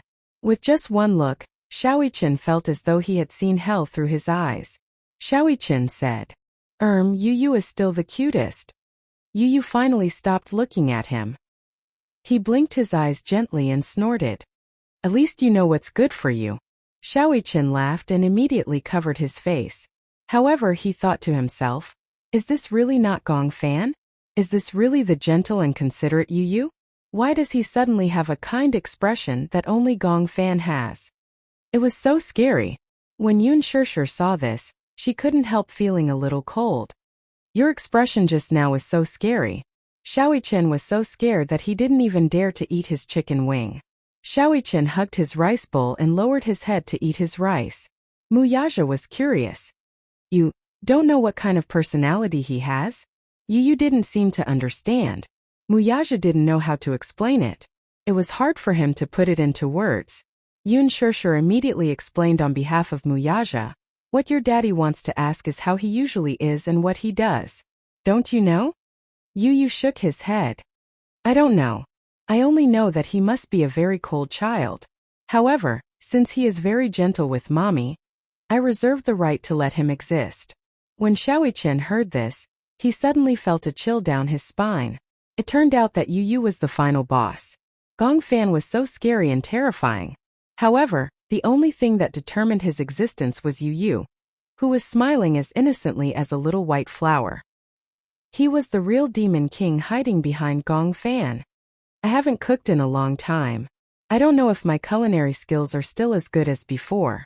Yu asked Yoon Shirshir, "Mommy, does my cooking taste good?" "It's delicious. Don't you think it's delicious?" Yu licked his lips and said worriedly, "My sense of taste seems to have lost its sensitivity." "Oh, yesterday. He ate too much bitter gourd, so his taste buds are a little off." Yu was rather disgusted when he heard that. Why would he want to eat bitter gourd? "Because he played a game with me and lost." Xiaoichen said proudly. The loser had to eat all the bitter gourd. Hence, he took all the bitter gourd. When he brushed his teeth at night, he said that he couldn't even taste the toothpaste. That's probably the reason. Yu's eyes were filled with disdain. He didn't expect Gong Fan to have such a childish side. It was unimaginable. He had always thought that Gong Jia was the kind of child who was cold and serious and would never play with Xiaoichen. Muyaja commented, "It's much better than before." Yoon Shirshir said, "It must be because you haven't tasted Yu's cooking for too long." "Who has been cooking for so long?" Yu suddenly asked. Yoon Shirshir and Xiaoichen looked at each other and said awkwardly, "The nanny." Yu was speechless. He had thought that mommy would cook for them herself. He didn't expect her to be so lazy. Chapter 40-26. After Yu's return, the family finally regained some vitality. The so-called vitality was hard to describe with words. At least, Yoon Shirshir was no longer suffering from insomnia and could finally sleep soundly at night. At night, Yu was reading a book. He had the habit of reading, something that Gong Fan did not do. Xiaoichen snuck into the room. Seeing that he was holding a book and reading with great interest, he did not have the heart to disturb him. Instead, he moved a chair and sat beside him. He rested his chin on his hand and looked at him quietly. Yu Yu saw him walk in from the corner of his eye. He thought that he was going to disturb his reading and pester him to play with him. However, he was a little surprised when he realized that he was just sitting there quietly and did not make any requests. He put down his book and looked at Xiaoyi Chen. He was a little surprised and asked, "What are you doing?" Xiaoyi Chen rested his chin on his hand lazily and looked at him. He said jealously, "Do you know what I envy the most about you?" Xiaoyi Chen said honestly, "No matter which personality it is, whether it's Gong Fan or you, your studies are top-notch. Why don't I have the talent for studying?" Yu Yu smiled when he heard this. No matter which personality it is, they are all smart. I envy you too. Oh. When Xiaoyi Chen heard that Yu Yu was envious of him, he asked eagerly, "What are you envious of?" "I envy your stupidity." Xiaoyi Chen was confused. Huh? Stupidity? Yu Yu said matter-of-factly. You know, fortune favors fools. Usually, those who are a little stupid don't think too much and don't worry too much. You see, the smarter the person, the more troubled they are. However, those fools and idiots are happy every day. I don't know what they are happy about. Xiaoyi Chen was speechless. He thought that Yu Yu was going to praise him. However, he was shot in the knee. So infuriating. Xiaoyi Chen hugged his arms angrily and glared at Yu Yu. "I'm your brother. How can you bully me like this?" Yu Yu raised her eyebrows and did not say anything. Suddenly, she thought of something and asked curiously, "Do you know the girl who sits next to me?" Ching. Yu Yu racked her brains for a long time, but she could not remember her name. Think so. After Yu Yu returned, he did not delay his studies and was now in the 4th grade. Today, when he went to class, the girl sitting next to him seemed to treat him differently. At first, she seemed to be very afraid of me, but I kept seeing the way she looked at me. It was a little special, but I couldn't describe it. It just felt weird. Yes, Chinger likes you. Xiaoyi Chen smiled. In the past, when you weren't around and Gong Fan was you, he was known to be a cold prince in school. Prince. When Yu Yu heard this, she couldn't help but laugh. Were all little girls nowadays so childish? How could she use the word prince to describe a boy? Yu Yu asked curiously, what was Gong Fan like in school? He didn't like to talk much. No matter who he was to, he was cold and aloof. His grades were especially good. He was the kind who could easily get first place in school. Chapter 40-27. Yu Yu was a little stunned. Were girls so precocious these days? She was already experiencing her first awakening of love. Then what about you? Xiaoyi Chen was a little surprised when he heard this. Yu Yu, are you concerned about me? I'm so touched. Yu Yu replied. Just take it that you're concerned about me. Xiaoyi Chen became proud. I play very well with the boys in school. You have a lot of brothers. Yes. Why? Yu Yu raised his eyebrows. Why aren't you popular with the girls? I don't usually like to play with girls. Xiaoyi Chen continued. Girls don't know how to play football or basketball. They can't even swing a tennis racket, so we can't play together. I see. Yu Yu picked up his book again and started reading quietly. Xiaoyi Chen yawned a few times and rubbed his eyes. He was sleepy, so he stood up and went back to his room to rest. Xiaoyi Chen and Yu Yu were in the same school and class. They sat in the same row, front and back. However, the two people's results were very different. Xiaoyi Chen wasn't bad at his studies, but he didn't like to study. Yun Shishir wasn't strict in this aspect. To her, Xiaoyi Chen and Yu Yu were at the age when they were the least stressed. It wouldn't be too late for them to focus on their studies when they were in junior high school. They should play well in elementary school. Moreover, boys in elementary school were very energetic.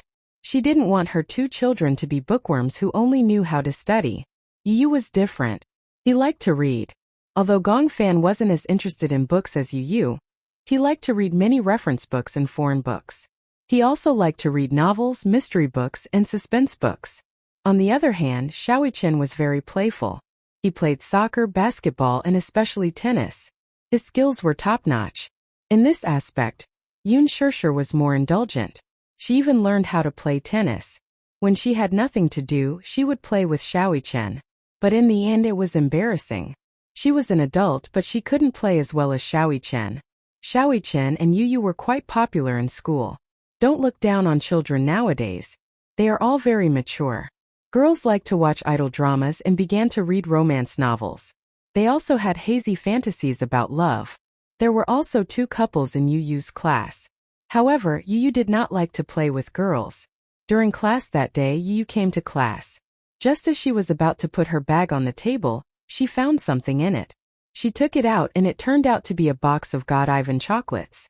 The quality of the chocolate was not low, and the price was not low either. A box only cost a few yuan, but it cost a few hundred yuan. The school he attended was the most famous elite school in the capital. Most of the children who studied here were born rich and had extraordinary family backgrounds. Their pocket money for a day was equivalent to a month's salary for an ordinary wage earner. It was natural for them to be able to afford such expensive chocolates. Yu Yu stared at the chocolates in a daze. She wondered who had sneakily stuffed them into her desk. Her deskmate Qing'er returned to her seat. When she saw the chocolates in Yu Yu's hand, she blushed but did not say anything. She sat upright in her seat and took a book to cover her blushing face. Chapter 40-28. From the looks of it, this box of chocolates was a gift from Qing'er. However, he didn't eat chocolate. Xiaoyi Chen, who was behind him, stuck his head out and smelled the aroma of chocolate. He moved closer to Yu Yu, and was a little surprised to see him holding a box of chocolates. Wow, chocolate! Where did you get it? Yu Yu replied honestly, I don't know. I don't know who gave it to me. You don't know who gave it to you? Yeah, I saw it on my desk when I came this morning. Oh, Xiaoyi Chen smiled and asked tentatively, can I eat it? Yu Yu smiled and said, what if you gave it to the wrong person? Maybe it's not for me. Xiaoyi Chen immediately said, that's impossible. Since it's on your desk, it must be for you. With that said, he picked up a piece of chocolate and stuffed it into his mouth. The rich chocolate melted in his mouth and touched his snow-white teeth. Xiaoyi Chen exclaimed that it was delicious. His exclamation attracted the attention of the others. When they heard that there was something delicious, the other students in the class who had arrived early also gathered around. When they saw Yu Yu holding a box of chocolates, they were pleasantly surprised. Some had only seen it but not eaten it. Some had eaten it often. They heard a child say with a red face, this chocolate is delicious. My mom bought a box last time and I finished it all in one night. Really? It's delicious. Yu Yu, I want to eat it too. Can I eat it? I want to eat it too. Yu Yu was very generous. He placed the box on the table and said with a smile, if you want to eat it, go ahead. In no time at all, the box of chocolates was quickly emptied. At this moment, Qing'er's expression changed. She looked at the classmates with dissatisfaction and asked Yu Yu, Yu Yu, aren't you going to eat it? She was still a little angry as she said, if you all finish the chocolates, what will Yu Yu eat? Xiaoyi Chen didn't know what was going on. With his low EQ, he snorted and said, you didn't give it to him. Why are you so agitated? When Qing'er heard this, she felt even more embarrassed. She muttered, how am I agitated? I saw that Yu Yu didn't eat a single piece, so I felt wrong for him. The classmates looked at each other and smiled. Yeah, Yu Yu, aren't you going to eat? Yu Yu. Yu Yu is too generous. He gave the chocolates to others but didn't get to eat any himself. The boy smiled faintly. I don't like chocolate. It's fine as long as you think it's delicious. He didn't know how many people were mesmerized by his smile. Yu Yu looked very good when he smiled. It was especially charming. He didn't smile as brightly as Xiaoyi Chen. He only curved his lips slightly, revealing his white teeth. His delicate eyebrows relaxed and his eyes curved like crescent moons. It was especially beautiful. Although he was young, he still had a gentle temperament. Even Qing'er couldn't help but stare blankly at his exquisite side profile. She didn't regain her senses for a long time. Yu Yu, you're smiling again. Yu Yu looks really good when he smiles. The group of children looked as if they had discovered a new world. They pointed at Yu Yu and made a big fuss. Yu Yu, on the other hand, was scared out of his wits. Xiaoyi Chen saw that he was in a daze and immediately explained, you rarely smiled in the past, so of course they're making a fuss over nothing. Chapter 40-29.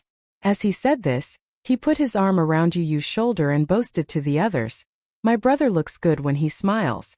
Don't crowd around here. It's almost time for the morning reading. As soon as he said this, a group of girls excitedly squeezed past Xiaoyichen and started talking to Yu. Yu, smile again. You look especially charming when you smile. Smile again. Qing'er was a little uncomfortable. In fact, Yu had already guessed that she was the one who had given him this box of Godivan chocolates.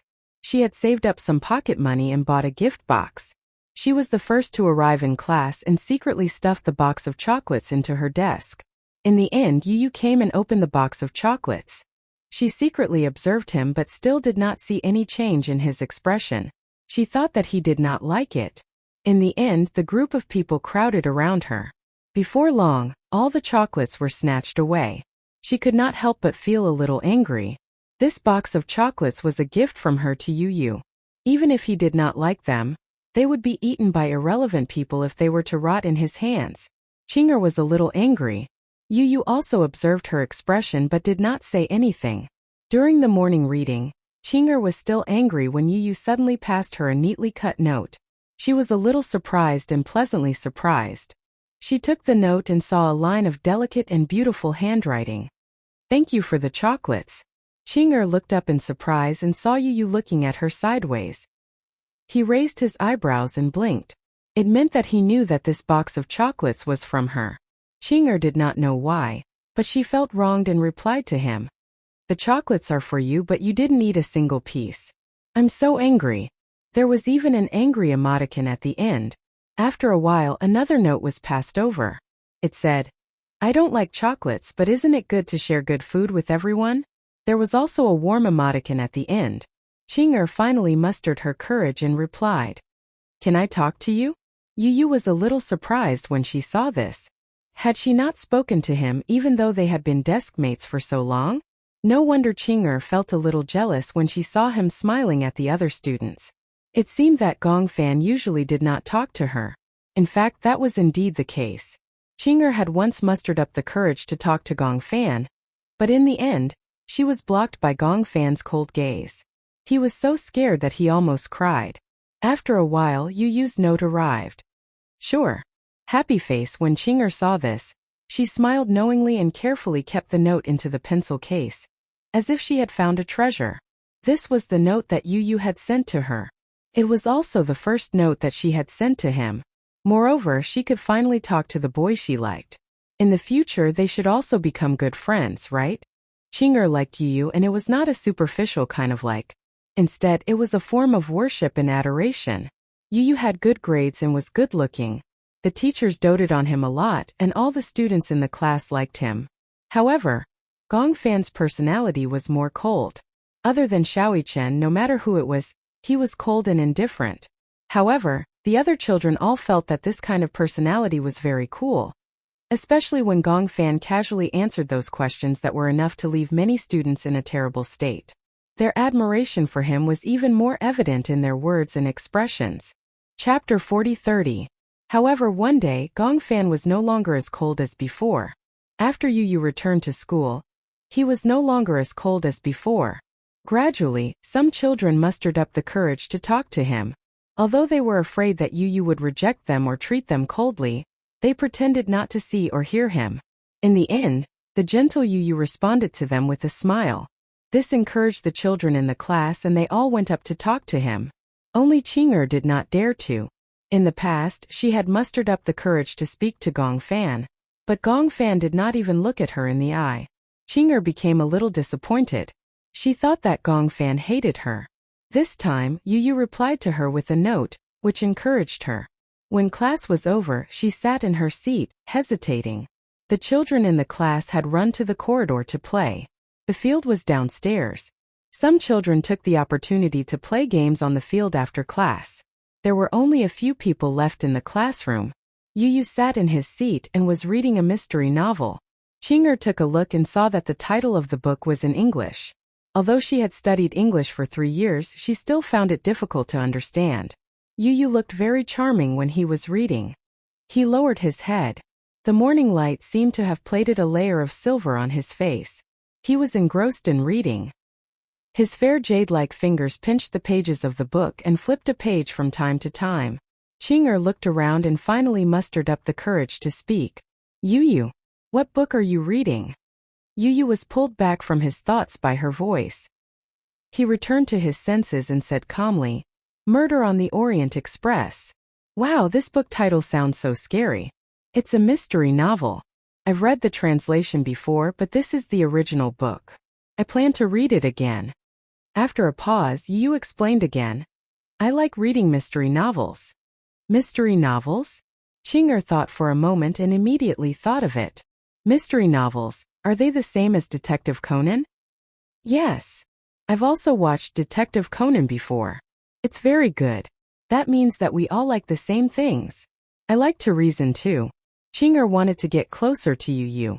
Yu could tell that Qing'er was trying to get closer to him, but he did not say anything. Instead, he turned around and continued to focus on his novel. Qing'er saw that he was so absorbed in reading the novel, and she didn't have the heart to disturb him. But seeing that there was no one in the classroom, if she missed this gathering, perhaps the next opportunity to talk to him, she didn't know when would be. She finally gathered her courage and asked, Can we be friends? Yu frowned and smiled helplessly. Aren't we friends now? Because of this smile, Qing'er's heart skipped a beat and she lost her mind. She lowered her head shyly and said sheepishly, Are we considered friends? Yeah, I guess so. Yu smiled again and said, All the classmates in this class are my friends, aren't they? Qing'er's face froze when she heard this. She looked at Yu in a daze and felt a little disappointed. Her disappointment was so obvious that Yu couldn't help but ask, What's wrong with you? Why do you look like that? Chapter 40-31. Qing'er's face froze when she heard this. She looked at Yu in a daze and felt a little disappointed. Her disappointment was so obvious that Yu couldn't help but ask, What's the matter with you? Why do you look like that? I'm talking about friends, not friends like this. Then what kind? I hope that my friendship with Yu is special. That is, she couldn't describe that feeling. Qing'er's words were a little clumsy, but in reality, she hoped that she could become Yu's most special friend. She hoped that they could share each other's secrets, and that their friendship would be better than that of the other children in class. His only good friend. His best friend. But Qing'er couldn't bring herself to say it. But she blamed herself for being too greedy. She was already extremely lucky to be able to talk to Yu. Why did she have to ask for so much? In any case, she could talk to Yu now. Then from now on we're good friends, right? Yu replied with an and lowered his head to continue reading his novel. Qing'er didn't want to disturb Yu any further. She didn't want to annoy Yu, so she leaned on the table obediently. When Yu wasn't looking, she took out the piece of paper with Yu's handwriting and read it a few times. The more she read, the more she liked it. Yu's handwriting was so beautiful. He must have been practicing writing with a fountain pen since he was young. She had the habit of practicing writing when she was young, but she couldn't persevere. Even though she couldn't persevere, she still practiced for a long time. But now, her handwriting wasn't as beautiful as Yu's. After school in the car, Xiaoyichen saw Yu looking out of the window quietly. He nudged his elbow gently. Have you finished your homework? Yu glanced at him. Although it was just a glance, he knew what was on his mind. Do you want to copy it? Oh. Xiaoyichen was instantly embarrassed. What do you mean by copying? It's just a reference. What's there to learn from the answer? Yu, don't be so cruel. Let me have a look. I want to see what kind of thoughts you have when doing the questions. You dozed off during class. It's obvious that you don't know how to do the questions. You're starting to get serious. Yu paused and glanced at him with disdain. But you're obviously using your serious energy in the wrong place. Xiaoyichen pouted and started to play the tender card. Big brother loves you. Brother dotes on you. You're my favorite little brother. With that, Xiaoyichen pouted and moved closer to Yu to kiss him. Yu slapped his face in disdain. Stay away from me. I'm allergic to idiots. Xiaoyichen was stunned when he heard this. He said a name in a daze. Gong Fan. When Yu looked back, his gaze was no longer gentle. Instead, it was cold and indifferent. Xiaoyichen was no stranger to him. What's wrong? Little Yichen opened his mouth, wanting to cry out in alarm, but when he met his uncle's cold gaze, he swallowed it back down his throat. It's you. He pursed his lips and stopped talking. Gong Fan looked out of the window and glanced at Xiaoyi Chen. He was a little confused. Where are we? In the car. What car? Chapter 4032. In the car. Gong Fan frowned but did not say anything. Xiaoyi Chen explained. This is the car that's going home. We've already finished school. Oh. When Gong Fan heard this, he did not say anything else. Instead, he closed his eyes and rested. Xiaoyi Chen did not dare to say anything. He curled up in a corner and shivered. How did this guy's personality change so quickly? Oh my god. It seemed that he could not speak ill of Gong Fan while he was Yu Yu's personality. It just so happened that this guy had changed his personality. If Gong Fan heard it, he might not be able to bear the consequences. Fortunately, Xiaoyi Chen was glad that he did not say anything bad about Gong Fan just now. The change of personality was an extremely short process.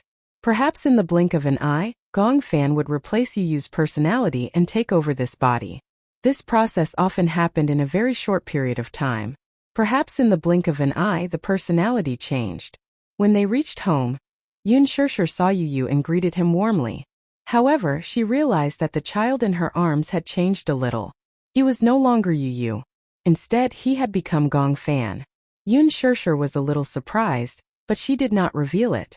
She was worried that her reaction would be too abrupt and cause Gong Fan to misunderstand and think that she did not welcome his personality.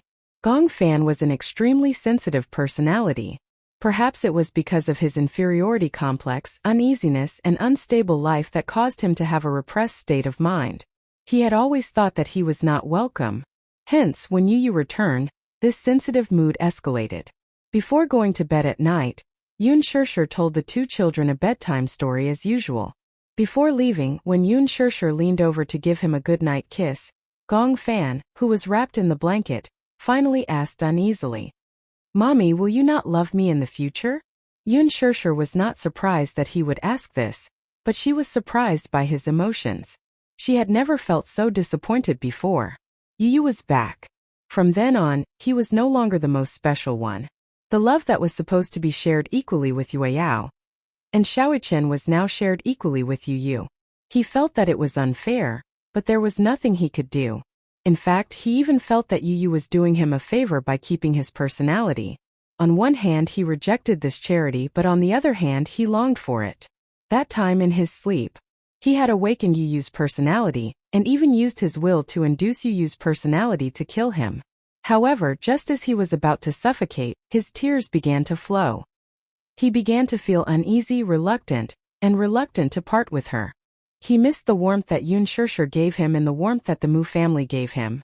Even if it was struggling at death's door, even if it had to wag its tail and beg for mercy, it still wanted to occupy a place in this body. He did not need too much warmth. Even if it was just a goodnight kiss, it would make him yearn for this world. In the end, he compromised. He compromised to his own greed. It was rare for him to put down his pride and reveal a humility that he had never shown before. "Let me stay, okay?" When Yu Yu heard this, her heart ached as she hugged him. At this point, the two personalities had merged and coexisted. Yu Yu knew that keeping Gong Fan's personality would definitely be a burden to his mental strength. His body was destined to be unable to bear it. Such a burden, when Gong Fan revealed his weak side, should be eliminated in one fell swoop, expelled from his body and erased. Chapter 4033. Yu Yu knew that keeping Gong Fan's personality would definitely be a burden to his mental strength. His body was destined to be unable to bear it. When Gong Fan revealed his weak side, he should get rid of such a burden in one fell swoop, expel him from his body and wipe him out. However, he still could not do it. Hence, Yu Yu and Gong Fan reached a consensus. The two personalities would take turns to appear, and could not dominate each other for a long time. However, Gong Fan still felt uneasy. He was afraid that he would become a burden. He was afraid that Yun Shishir would hate his existence. "Mommy, will you hate me?" Yun Shishir felt strange when she heard this. Beside her, Xiaoyi Chen had already fallen asleep. Hence, she lowered her head and asked in a low voice, "Why are you asking such a strange question?"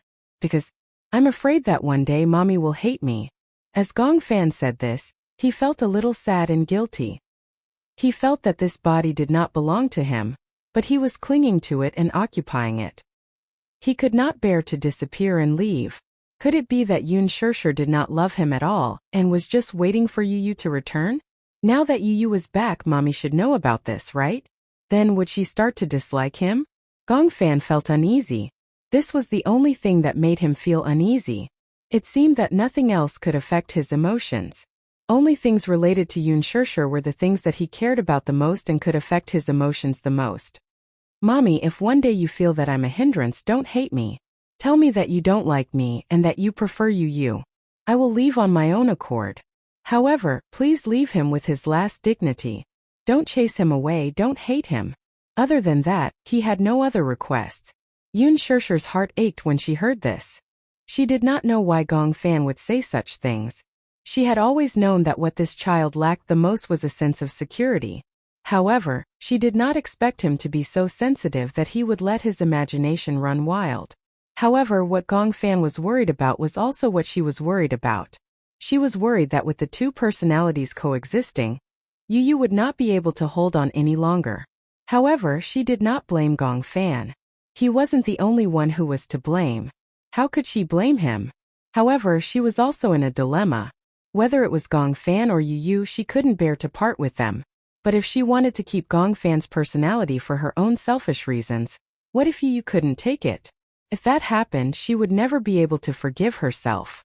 However, if he wanted to protect Yu, would he have to chase Gongfan away?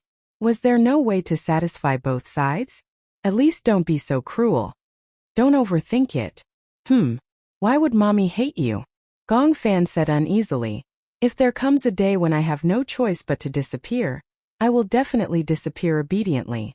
Whether Mommy remembers me or not, loves me or misses me, I will always love Mommy the most. This sentence touched her deeply. Yoon Shirshir hugged him tenderly and sighed. Don't let your imagination run wild. Mommy won't hate you or not love you. Whether it's you or Yu, both of you are Mommy's favorite. Mommy loves you and will always love you. Don't let your imagination run wild, okay? Sleep early. When Gongfan heard this, he fell asleep peacefully.